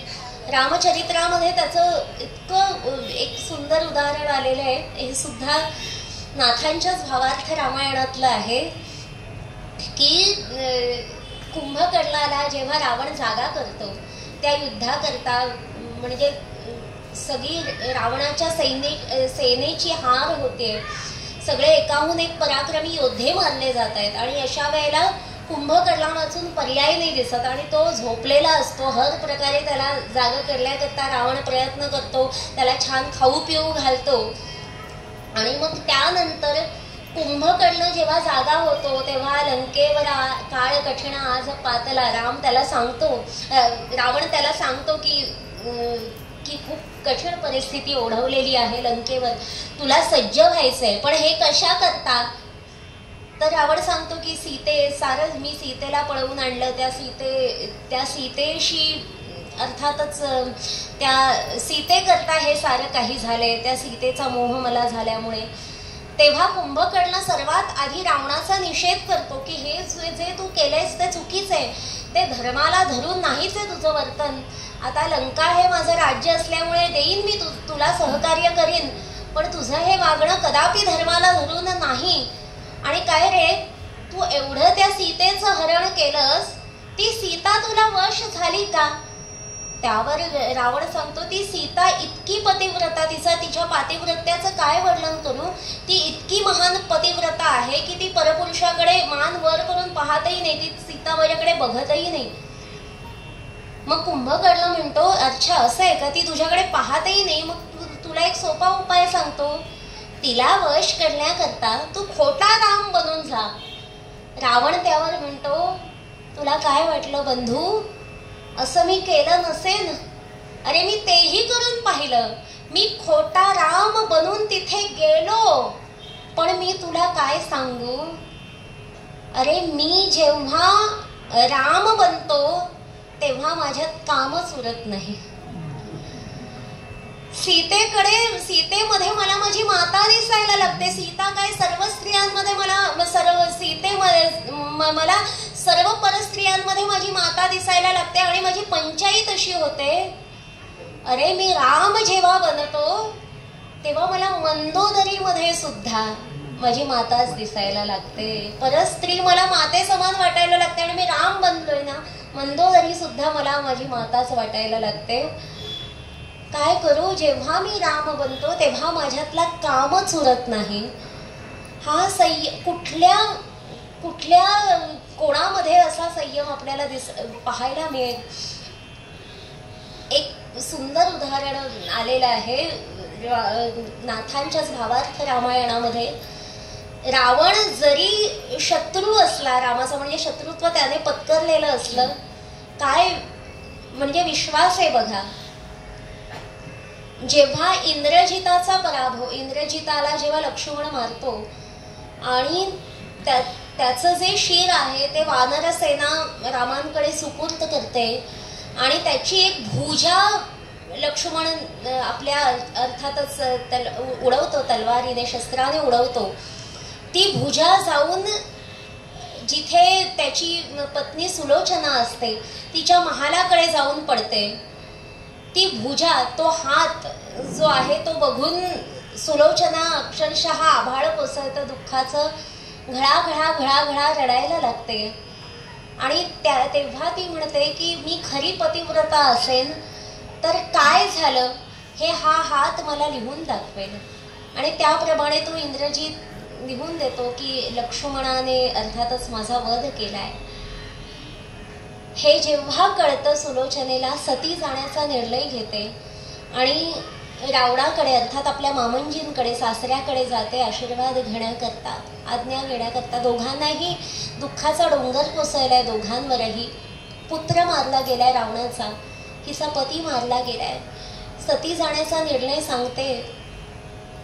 रावण तिला म्हणतो, मुली मी काय सांगू तुला यावर, तू निश्चयच केला आहेस तर मी तुला थांबवूनही तू थांबणार नाहीस, तर मी वेगळी तुला आज्ञा देणारा कोण, जे तुला योग्य वाटतं ते तू कर.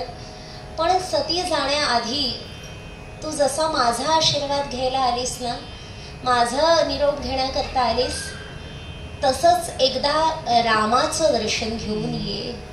तुझ्या जीवनाचं कल्याण होईल, तुझा जन्म सार्थकी लागेल. हे ऐकल्यावर ती अवाक होते. सुलोचना अत्यंत सुंदर असते, अप्सरातुल्य असं तिचं सौंदर्य असतं की आपल्या सुनेला हा म्हणजे हे मामंजी माझे शत्रूच्या पक्षामध्ये जायला सांगतायत.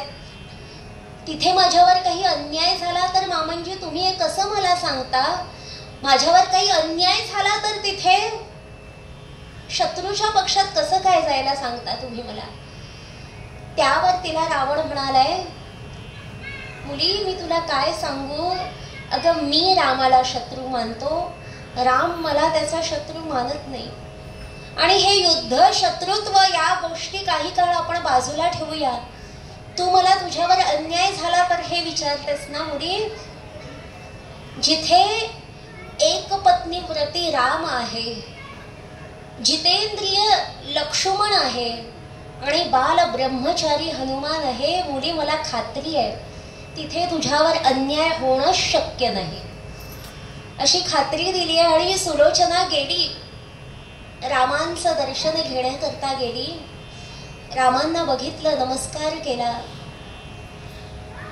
आणि त्यावेळेला वानर सेना जे इंद्रजिताचं शिर घेऊन आली होती, ते शिर तिथे ठेवण्यात आलेलं होतं. ते शिर बघितलं आणि कोसळली होती, अक्षरशः कोसळली. घळा घळा घळा घळा रडते. तिचा तो विलाप रामांना पाहवला नाही. तेव्हा रामांनी तिला विचारलं, मुली तुझ्या पतीला मी जिवंत करू का, दोघही सुखाने संसार करा. हे ऐकून ही आवाज झाली की अशा व्यक्तीसोबत, अशांसोबत का मामंजी लढतायत, का युद्ध करतायत, हा प्रश्न तिच्या ठाई उपस्थित झाला. हा प्रश्न तिला पडला. ती पतीचं जीवन मागून घेत नाही. काय मागते रामांकडे, तर कैवल्याचं दान मागते. नाही, आपलं दर्शन झालं बस, या संसार बंधनातून आम्ही मुक्त होऊ असा आशीर्वाद फक्त आम्हाला द्या. काय आम्हाला द्यायचं असेल तर कैवल्याचं दान द्या. म्हणून राम कैवल्याचा दानी, रामदासा अभिमानी असं म्हटलंय. काय मागावं भगवंतांकडे हेही कळावं लागतं. त्यामुळे मोक्ष मागून घेते, कैवल्याचं दान मागून घेते. खरं तर असं म्हटलंय, डोंगरे महाराजांनी असं म्हटलंय, ही जी लढाई होती ना ती लक्ष्मणामधली आणि इंद्रजितामधली लढाई नव्हती. ही लढाई कोणामधली होती तर दोन पतिव्रतांमधली ती लढाई होती. उर्मिला आणि सुलोचना अशा दोन पतिव्रतांमधली ती लढाई होती.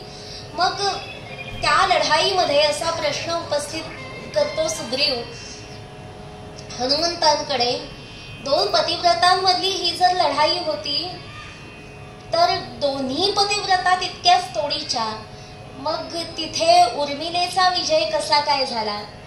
त्यावर हनुमंत सांगतात की सुलोचनेचं पातिव्रत्य सुद्धा इतकं सामर्थ्यशाली होतं की तिच्या पतीचं कोणी काहीच वाकडं करू शकत नव्हतं. फक्त झालं काय की तिचा जो पती होता तो परस्त्रीविषयी कुभाव ठेवणाऱ्या रावणाचा पुत्र होता, त्याच्या पक्षात होता.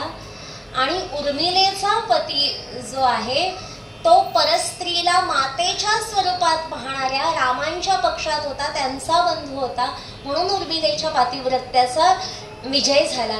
रामांचा एक एक गुण म्हणून कल्याणाचे जो कल्याणकारी आहे, मानवी जीवनाचं कल्याण करून देणारा या रामांचा एक एक गुण आहे. आणि खरंच हे खूप कमी, आपल्याला किती कमी की ज्याच्या मनामध्ये शत्रूविषयी सुद्धा शत्रुत्वाची भावना नाही, हे सामर्थ्य किंवा हा गुण आपल्याला खरंच किती कमी ठिकाणी आजच्या काळामध्ये आपण काय घ्यावं. आपण आपलं थोडंसं कोणी काही वाकडं केलं असेल तर ते किती महिने, किती काळ, वर्षानुवर्ष ती व्यक्ती म्हटल्यावर तेच आपल्याला केवळ आठवतं. पण हे रामायणामधलं सीतेचं वाक्य आहे की लक्ष्मणाला ती सांगते की भाऊजी, रावण वध होऊन इतकी वर्ष झाली. वनवासामध्ये जेव्हा लक्ष्मण तिला पुन्हा सोडून येतो, सीतेचा त्याग करतो, सीतेचा त्याग राम करतात, तेव्हा कधी एकांतातही नाथ रावणाविषयी काही वाकडं बोललेले नाहीत, काही वाकडा शब्द त्यांच्या मुखातून मी ऐकलेला नाही. वास्तविक त्यांना बोलण्याचा अधिकार होता. किती वाईट त्यांचं केलं होतं की, पण हा गुण, ही उदारता, हा संयम, ही निष्काम वृत्ती रामचरित्रातून आपल्याला काय घ्यायचंय तर हे सगळे गुण घ्यायचे. म्हणून एक सुंदर प्रसंग येतो की त्या सगळ्या शिळा रामनामाने तरतात. ये मज्जंती निमज्जय निचपराम ते प्रस्तरा दुस्तरे वार्धो चाशु तरंती वानर भटान संतारयंतो पिच नैते वारी गुणान न वारिधी गुणान न वानराणान गुणान श्रीराम दाशरथे प्रताप महिमा सोयम समुजृंभते. त्या सगळ्या शिळा रामनामामुळे तरतात. राम बघतात, एखादी शिळा आपण सुद्धा टाकून बघूया, तर ते जी शिळा त्या पाण्यामध्ये टाकतात ती बुडते. हनुमंतांनी ते बघितलेलं असतं. ते विचारतात, तुम्ही ज्याला सोडलं तो कसा काय तडला, हे हनुमंत विचारतात. पण रामनामामुळे शिळा तरतायत ही ख्याती तिथे लंकेपर्यंत जाऊन पोहोचते. आणि जे लंकावासीय असतात, ते लंकेचे रावणाचे सैनिक असतात, ते सगळे रामाचं कौतुक करायला लागतात. काय ते अयोध्येचे राजे आहेत, त्यांच्या केवळ नावामुळे या शिळा तरतायत वगैरे सगळे कौतुक करतायत. आता रावणाच्या मनामध्ये असुरक्षितता, अरे बापरे, एवढं कौतुक हे रामाचं करतायत, लढणार कसं? ज्याच्याविषयी मनामध्ये आदर आहे, प्रेम आहे, आस्था आहे, त्याच्याशी युद्ध कसं काय करतील माझे सैनिक? ही त्याच्या मनामध्ये असुरक्षिततेची भावना निर्माण झाली आहे. त्याच्यामुळे रावण त्यांना काय सांगतो, याच्यामध्ये काही विशेष नाही, या ज्या शिळा तरतायत ना, या काय माझ्या नावामुळे सुद्धा तरतील. आपल्या राजांना बरोबर ओळखून होते सगळेजण, पण काय माझ्या नावामुळे सुद्धा तरतील. तुम्ही परीक्षा घेऊन बघा ना.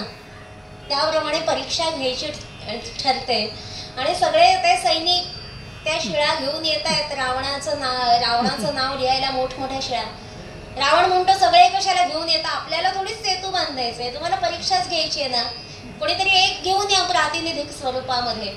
त्यामुळे जो रावण सेनेतला महत्वाचा अधिकारी सेनापती असतो तो घेऊन येतो, शिळेवर रावण नाम लिहितो, रावणाकडे ते घेऊन येतो.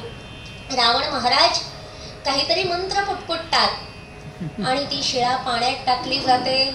पाण्यात ती टाकली मात्र शिळा आणि अहो खरंच तरली. मग काय, रावण महाराज की जय म्हणून मोठा जो जय जयकार होतो. वा वा वा, आपले महाराज सुद्धा सामर्थ्यशाली आहेत असं त्यांचं कौतुक सगळीकडे सुरू होतं. पण मंदोदरीबाई बरोबर ओळखून असतात आपल्या अहोंना. त्यामुळे त्या विचारतात, खरं सांगा कशा काय तरल्या त्या शिळा, खरं सांगा. नाही ते गुपित आहे, कोणाला सांगता येणार नाही. असं काय करता, मला सांगा ना, मी कोणाला सांगणार नाही मधुरा सोडून. कारण तिला नाही सांगितलं तर ती काय सांगणार ना तिच्या बोलण्यात, निरूपणात. त्याच्यामुळे तिला सोडून कोणाला सांगणार नाही अशी थोडी लाडीगोडी मंदोदरीबाई लावतात. तेव्हा रावणाला सांगावं लागतं. रावण महाराज तिला सांगतात, अगं काही नाही ग, मी त्या शिळेला शपथ घातली, तरली नाहीस ना तर तुला रामाची शपथ आहे. तेव्हा ती शिळा तरली.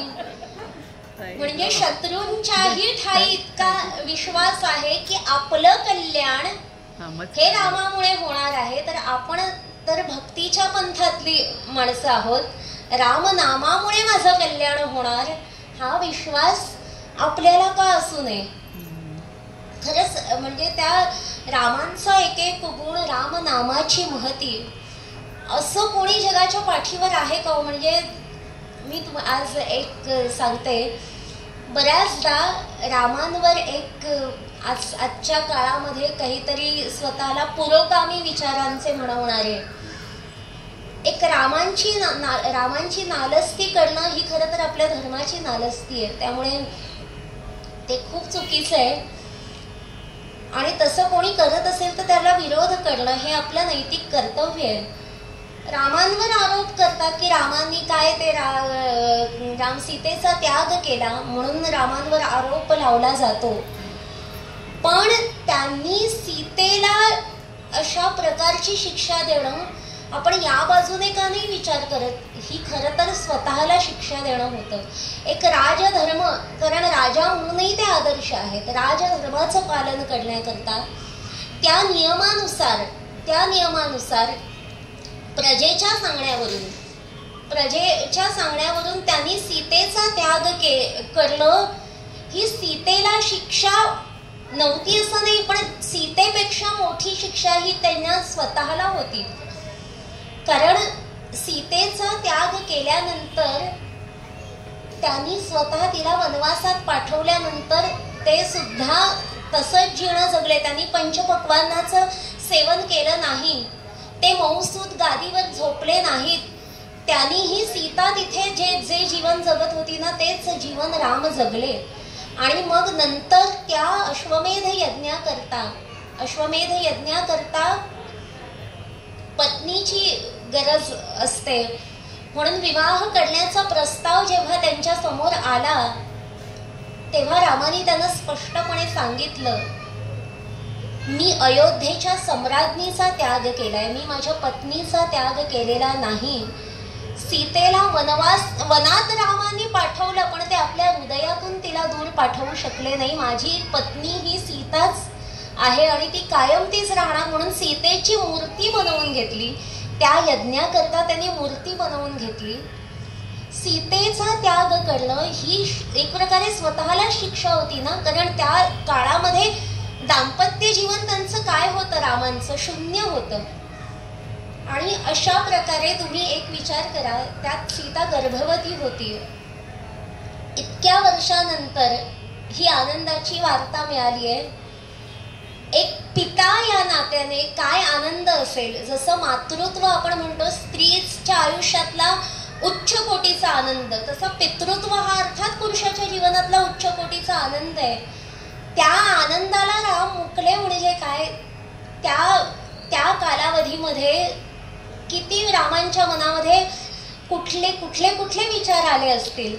कारण जेव्हा सीतेचं बाळंतपण झालं ना, तेव्हा शत्रुघ्न सर्व सैन्यानिशी तिथे गेला होता वाल्मिकी ऋषींच्या आश्रमामध्ये जिथे सीतामाई होती.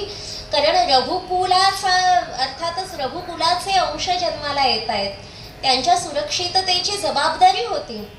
हे 3 भाऊ आहेत ना, ते कर्तृत्ववान आहेत पण भावनिक जरा जास्त आहेत इतर 3 भाऊ. त्या सगळ्या भावनिक वादळामध्ये कर्तव्य सर्वात उत्तम चोख रीतीने कोणी बजावलं असेल तर ते शत्रुघ्नाने बजावलं. सगळ्या सैन्यानिशी गेला. अरे माझी बाळ जन्माला येत आहे, मी सुद्धा जावं, आपल्या भावा नुसतं पाहून यावं असं रामांना वाटलं नसेल का हो? मोह टाळला तिथे, नाही गेले शत्रुघ्न सोबत. मग ती बाळ जन्माला आली, तो तिथे त्या वनामध्ये काय तो जल्लोष झाला असेल वाल्मिकी ऋषींच्या आश्रमामध्ये. किती कौतुक असतं हो, मूल जन्माला येणं म्हणजे किती कौतुक असतं. शत्रुघ्नाने सांगितलं असेल, दादा दादा वहिनींना अशी अशी बाळ झाली, तुझी मुलं जन्माला आली आणि त्यातही जुळं झालं, त्याचं किती कौतुक असेल. मग मुलं कोणासारखी दिसतात? सीतेसारखी दिसतात, माझ्यासारखी दिसतात. त्यांचं नाक कसं आहे, चक्रवर्ती लक्षणं आहेत का, कुठे तीळ आहे, माझे अंश जन्माला आलेत, माझे अंश जन्माला आलेत. काय कौतुक असं की जरा आपण जावं, पाहून यावं. पण तो मोह टाळला. मग ती मुलं पुढे मोठी होत आहेत, त्यांनी पूस कधी बदलली, ती हसतात कशी, ती रांगायला कधी माझी बाळं लागणार, बाबा मग कधी म्हणणार. किती गोष्टी असतात. म्हणजे आज जेव्हा स्त्री बाळणपणा करता माहेरी जाते तेव्हा जर माहेर जवळ असेल तिचं तर रोज जातो की नाही, म्हणजे रोज नवरा जातो की नाही बघण्याकरता, आपल्या बाळाला बघण्याकरता बाळणपणा रोज जातो. थोडं लांब असेल तर काही दिवसांआड जातो, अगदीच लांब असेल तर रजा घेऊन जातो, पण तिथे जाणं होतं. आणि अगदीच जेव्हा शक्य नसतं तेव्हा मला त्याचा व्हिडिओ पाठव, फोटो पाठव, मग फोन का नाही केलास, मग आपल्या घरी कधी घेऊन येणार बाळाला. किती गोष्टी असतात. रामांनी ह्या सगळ्या सुखापासून स्वतःला दूर ठेवलं. म्हणजे किती, सीतामाईकडे जरी राम नसले, सीतामाई सोबत राम जरी नसले तरी रामांच्याच प्रतिकृती वाटाव्यात असे ते 2 रामांचे अंश होते. रामांच्या आठवणीच्या स्वरूपात लवांकुश होते. पण रामांकडे सीतामाई सुद्धा नव्हती आणि त्यांची मुलंही नव्हती. म्हणजे किती कठीण शिक्षा रामांनी, ती शिक्षा एक प्रकारे स्वतःला दिली होती हो. जगामध्ये मला तर असं वाटतं रामायणा इतकी उच्च कोटीची प्रेमकथा कुठे सापडणारच नाही आपल्याला. 2 असे पती पत्नी आहेत की ज्यांच्यामध्ये एकमेकांच्या सहवासापेक्षा विरहच अधिक आलाय ज्यांच्या नशिबी. पण त्यांचं एकमेकांवरचं प्रेम यत्किंचितही कमी होत नाही. आजचा काळ जो आहे, जिथे ज्या काळामध्ये शिंकेमुळे किंवा आपण बोलूया की ढेकर काय त्याला म्हणतो आपण घोरणं, हे कारण पुरतं घटस्फोटा करता, तिथे असे पती पत्नी आहेत की ज्यांच्या जीवनामध्ये सहवासापेक्षा विरहच अधिक आलाय. सीतामाई आली, तिथे विवाह होऊन सीतामाई आली, अयोध्येमध्ये आली, छान संसार फुलतोय आणि रामांचा राज्याभिषेक होणार अशी आनंद वार्ता सगळीकडे पसरली गेली आहे. तोच कानावर वार्ता आली, वनवासाला जावं लागतंय. तिथेही साथ सोडली नाही. मिथिलेची राजकन्या गेली रामांसोबत. त्या वनवासामध्ये, त्या निसर्गरम्य वातावरणामध्ये दोघेही छान आनंदामध्ये वावरतायत, हिंडतायत. त्या वेगळ्या एका जी राजवैभवापासून दूर असलेल्या एका वेगळ्या, आजच्या काळात आपण ज्याला म्हणून ऑर्गॅनिक अशा जीवनाचा आनंद घेत आहेत. तोच रावण अपहरण करतो माईचं आणि विरह सहन करावा लागतो. त्या रावणाशी 2 हात केले रामांनी आणि पुन्हा दोघांची भेट झाली. पुन्हा राम अयोध्येत घेऊन आले तिला आणि पुन्हा संसार फुलतोय. त्या संसार वेडीवर खरंच फूल उमलायला लागलंय. असा आनंद, तोच विरह पुन्हा सहन करावा लागला. इतक्या वेळेला विरह सहन केला एकमेकांचा, पण प्रेम यत्किंचितही कमी होत नाही. सीतेच्या जागी राम दुसऱ्या कोणाला पाहूच शकत नाही आणि सीतामाई रामांशिवाय दुसऱ्या कोणाचा मनात विचार नाही. एक मोकळा श्वासा गळीक राम नाम तिच्या मुखात आहे, रामांचा विचार तिच्या मुखात आहे. म्हणजे काय कारण असू, म्हणजे काय असू शकतं जगामध्ये. प्रेमाचं सुद्धा इतकं आदर्श उदाहरण राम सीतेच्या प्रेमा इतकं सुंदर कुठेच असू शकत नाही. कारण राम जितके महान आहे तितकीच महानता, म्हणजे हे जे मी गुण आत्ता सांगितले, संयम म्हणा, उदारता म्हणा, हे सगळे गुण सीतामाईमध्ये सुद्धा आहेत. त्याच्यामुळे राम सीता आपण म्हणतो ना, ते लक्ष्मी नारायण आहेत मुळात, त्यामुळे ते अद्वैत आहे. आपण म्हणतो हृदयाचं स्पंदनाशी जे नातं, वसंताचं बहराशी जे नातं, चंद्राचं चांदणेशी जे नातं आहे, ते रामांचं आणि सीतेचं मुळात नातं आहे.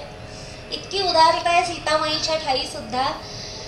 त्या सगळ्या रावण वध होतो आणि पुन्हा मारुतीराय जातात सीतामाईला घेण्याकरता की माई आता रामांची आणि तुझी भेट होण्याचा तो क्षण जवळ आला, चल चल लगेच चल, रामाने बोलावले तुला. सीतामाई जायला निघणार इतक्यात मारुतीरायांना काहीतरी आठवतं. मारुतीराय म्हणतात, थांब थांब माई, अगं एक काम राहूनच गेलं. रावणाचा वध झाला, त्या सगळ्या राक्षसांचा वध झाला, पण तुला त्रास देणाऱ्या इकडे या सगळ्या राक्षसिणी इथे किती त्रास देत होत्या, थांब जरा, त्यांना धडा शिकवतो मग निघूया. त्यावर सीतामाई म्हणाली, नाही नाही हनुमंता, त्यांना धडा शिकवू नकोस, त्या त्यांचं कार्यच करत होत्या ना रे, त्या रावणाला बांधील होत्या, त्या त्यांचं कार्यच करत होत्या ना. रावण वध झाला, आता संपलं बरं, त्यांच्यातलं आणि आपल्यातलं शत्रुत्वही संपलं. उलट मी तर विचार करते, इतके दिवस का होईना यांच्या सानिध्यामध्ये मी होते ना, आता अयोध्येमध्ये मी जाणार, आता पुन्हा केव्हा येणार इथे, तर जाताना यांना काही हवं असेल ना, तर ती वरदानं मी त्यांना देऊन टाकते, त्यांना हवी ती मी वरदानं बहाल करते. इतकी उदारता सीतामाईच्या अंतःकरणामध्ये आहे. मारुतीराय तेव्हा म्हणाले, खरंच म्हणजे संत कसे असावेत याचं आदर्श उदाहरण आहे. मारुतीरायाला सीतामाई म्हणते, हनुमंता एक गोष्ट लक्षात ठेव, अपकार करणाऱ्यावरही उपकार करणं ही खरी संतांची प्रवृत्ती असते बरं. मारुतीराय तेव्हा अवाक झाले. खरंच माई, अगं मी ज्यांना माझा स्वामी मानतो, जे माझे स्वामी आहेत, माझ्या हृदयामध्ये जे अधिष्ठित आहेत, त्या रामांची हृदय स्वामिनी तू काय आहेस, त्याची प्रचिती आज मला आली माई. इतकी प्रेमळ अंतःकरणाची आहे सीता. म्हणजे जेव्हा राम सीतेचा विवाह संपन्न होतो, विवाह संपन्न होणार आहे, प्रभू रामाने ते धनुष्य मोडलंय, तो पराक्रम, तो दिव्य पराक्रम असा गाजवलाय, आणि ती सुंदर अशी त्या दोघांच्या विवाहाची पत्रिका दशरथ राजाने तयार केली, आणि ती निमंत्रण पत्रिका देण्याकरता त्या मिथिलेतल्या एका सेवकाला दशरथ राजा पाठवून देतात, एका ज्येष्ठ सेवकाला अयोध्येमध्ये. आणि ती पत्रिका बघितल्यावर, वा, मिथिलेची राजकन्या सीता, तिची गुणकीर्ती मी ऐकून आहे, ती माझी सून होणार, म्हणून दशरथ राजांना इतका आनंद होतो की काय करू मी. आणि आपल्या गळ्यातला रत्नजडित कंठा ते काढतात आणि त्या सेवकाला भेट म्हणून देतात. तो ती भेट घेणं नाकारतो आणि म्हणतो, नाही नाही, मी वधू पक्षाचा आहे, आपल्याकडून अशी कुठली भेट मी स्वीकारू शकत नाही. किंबहुना मुलीच्या घरचं मी, म्हणजे मुलीच्या सासरकडचं मी पाणीही पिणार, म्हणजे त्यावेळेच्या नियमानुसार मी पाणीही पिऊ शकत नाही, ही भेट, रत्नजडित भेट कशी स्वीकारू. तर दशरथ राजा आश्चर्यचकित होता, हा सेवक असून असं म्हणतो ते, अरे पण तू काही काम करण्याकरता इथे आलास, काही सेवा करण्याकरता इथे आलास, तुला हे स्वीकारण्याचा अधिकार आहे. त्याच्या डोळ्यामध्ये पाणी येतं, या सेवकाच्या डोळ्यात, आणि तो म्हणतो, काय सांगू आपल्याला राजा, खरं आहे आपलं राजन, आपल्यासाठी मी एक सेवक आहे, पण मी तुम्हाला खरं सांगू का, सीतेने मला कधी सेवक म्हणून माझ्याकडे पाहिलंच नाही हो. मी वयाने ज्येष्ठ असल्यामुळे ती मला बाबा अशीच हाक मारते कायम. माझ्याकडे पित्याच्या स्वरूपातच तिने बघितलं. ती आपल्या घरची आता स्नुषा होणार आहे, आमच्या लेकीचं आम्हीच अजून काय कौतुक करावं, काय गुणवर्णन करावं. खरंच राम गावा राम ध्यावा हा इतका मोठा विषय आहे ना, त्याच्याकरता म्हणजे वेळ खरं तर पुरा आहे. एक शेवटचं फक्त या रामायणाकडे किंवा या रामचरित्राकडे आपण एक तात्विक स्वरूपात, आध्यात्मिक स्वरूपात कसं बघायचं तेवढं फक्त सांगते आणि सांगता करते वक्तव्याची. रामकृष्ण परमहंसांनी सांगितलेलं हे आहे, रामचरित्र म्हणजे काय, एका आध्यात्मिक साधकाने त्याच्याकडे कुठल्या दृष्टीने बघितलं पाहिजे. राम, सीता, लक्ष्मण वनवासाला निघालेले आहेत. पुढे राम आहेत, त्यांच्या मागे सीता आहे आणि तिच्या पाठी लक्ष्मण आहेत.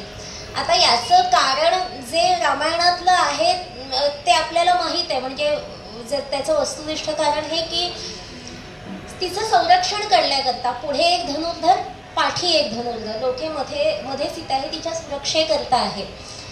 पण रामकृष्ण परमहंस म्हणतात पुढे राम आहेत ते परमात्म तत्व आहे, पाठी लक्ष्मण जो आहे तो आपण आहोत, म्हणजे जीव आहोत. त्या जीवाला त्या परब्रह्मापर्यंत, त्या परमात्म्यापर्यंत पोहोचायचं आहे, पण त्याला पोहोचता येत नाही, कारण मध्ये ही माया आली. ती मायेचं रूप आहे. सीतामाई हे मायेचं रूप आहे. मध्ये ही माया देवी आली. तो जीव तळमळीने सांगतोय त्या परमात्म्याला, भगवंता अरे तुझ्यापर्यंत मला पोहोचायचंय, तुझ्याकडे येण्याकरता मी घर, दान, संसार, पत्नी सारं काही सोडून आलो, मला तुझ्यापर्यंत पोहोचायचंय, पण मध्ये ही माया आली. असं तो म्हणतो. मात्र त्या मायेला ते समजतं आणि ती दूर होते त्याच्या मार्गातून. तो जीव आहे तो परमात्म्याला, परब्रह्माला जाऊन भिडतो, त्याला जाऊन भेटतो. म्हणजेच काय, प्रत्येक जीवाला या परमात्म्यापर्यंत पोहोचायचं असेल ना, तर अंतःकरणातल्या मोह मायेला दूर सारावं लागेल, तरच हा जीव त्या परमात्म्यापर्यंत पोहोचेल. म्हणजे काय, आपणच आपल्या अंतरंगात असणाऱ्या आत्मारामाला भेटू. एवढाच विचार आपल्या समोर ठेवून रामाकडे प्रार्थना करते. रामा मी तव दास दास म्हणवी, माते कशाचे भय, रामाचे स्थळी जाईन सुख घना, होईल तेथे जय. रामाया भुवनत्रयी तुझवणे, नाही तुझा तारक, राम तू सकलार्थ सिद्ध करिसी, तू तात मी बालक. सीताकांत स्मरण. जय जय राम. धन्यवाद.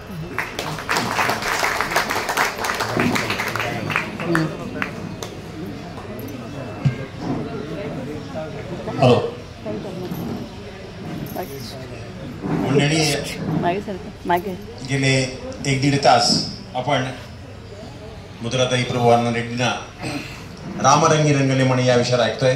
त्यांनी आजचा निरूपणाचा विषय पण चांगला घेतला. राम घ्यावा, राम गावा, राम जीवीचा विसावा, रामदास स्वामींचा अभंग त्यांनी निरूपणाला घेतला.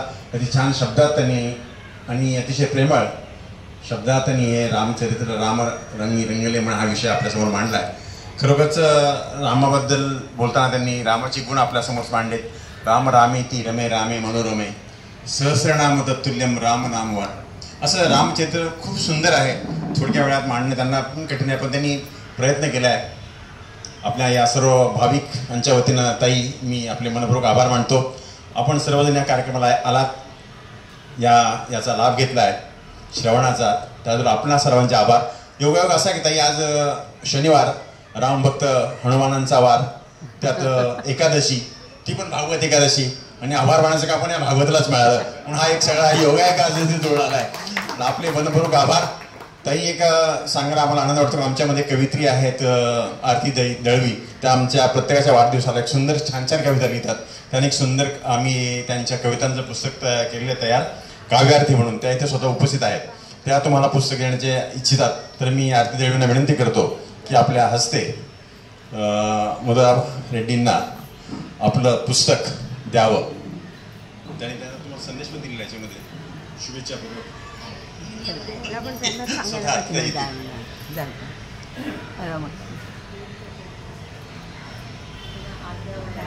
त्याला हात द्या त्यांना.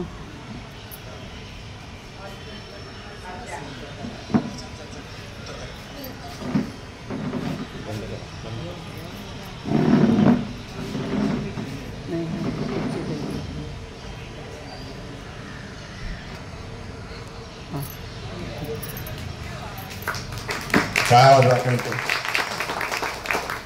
ठीक.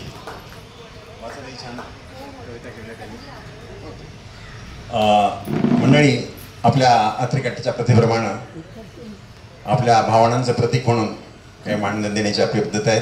तर या ठिकाणी बँकर, ठीक आहे, या राणे साहेबांना विनंती करतो की त्यांनी आपल्या भावनांचं प्रतीक मुदार रेड्डीने द्यावं.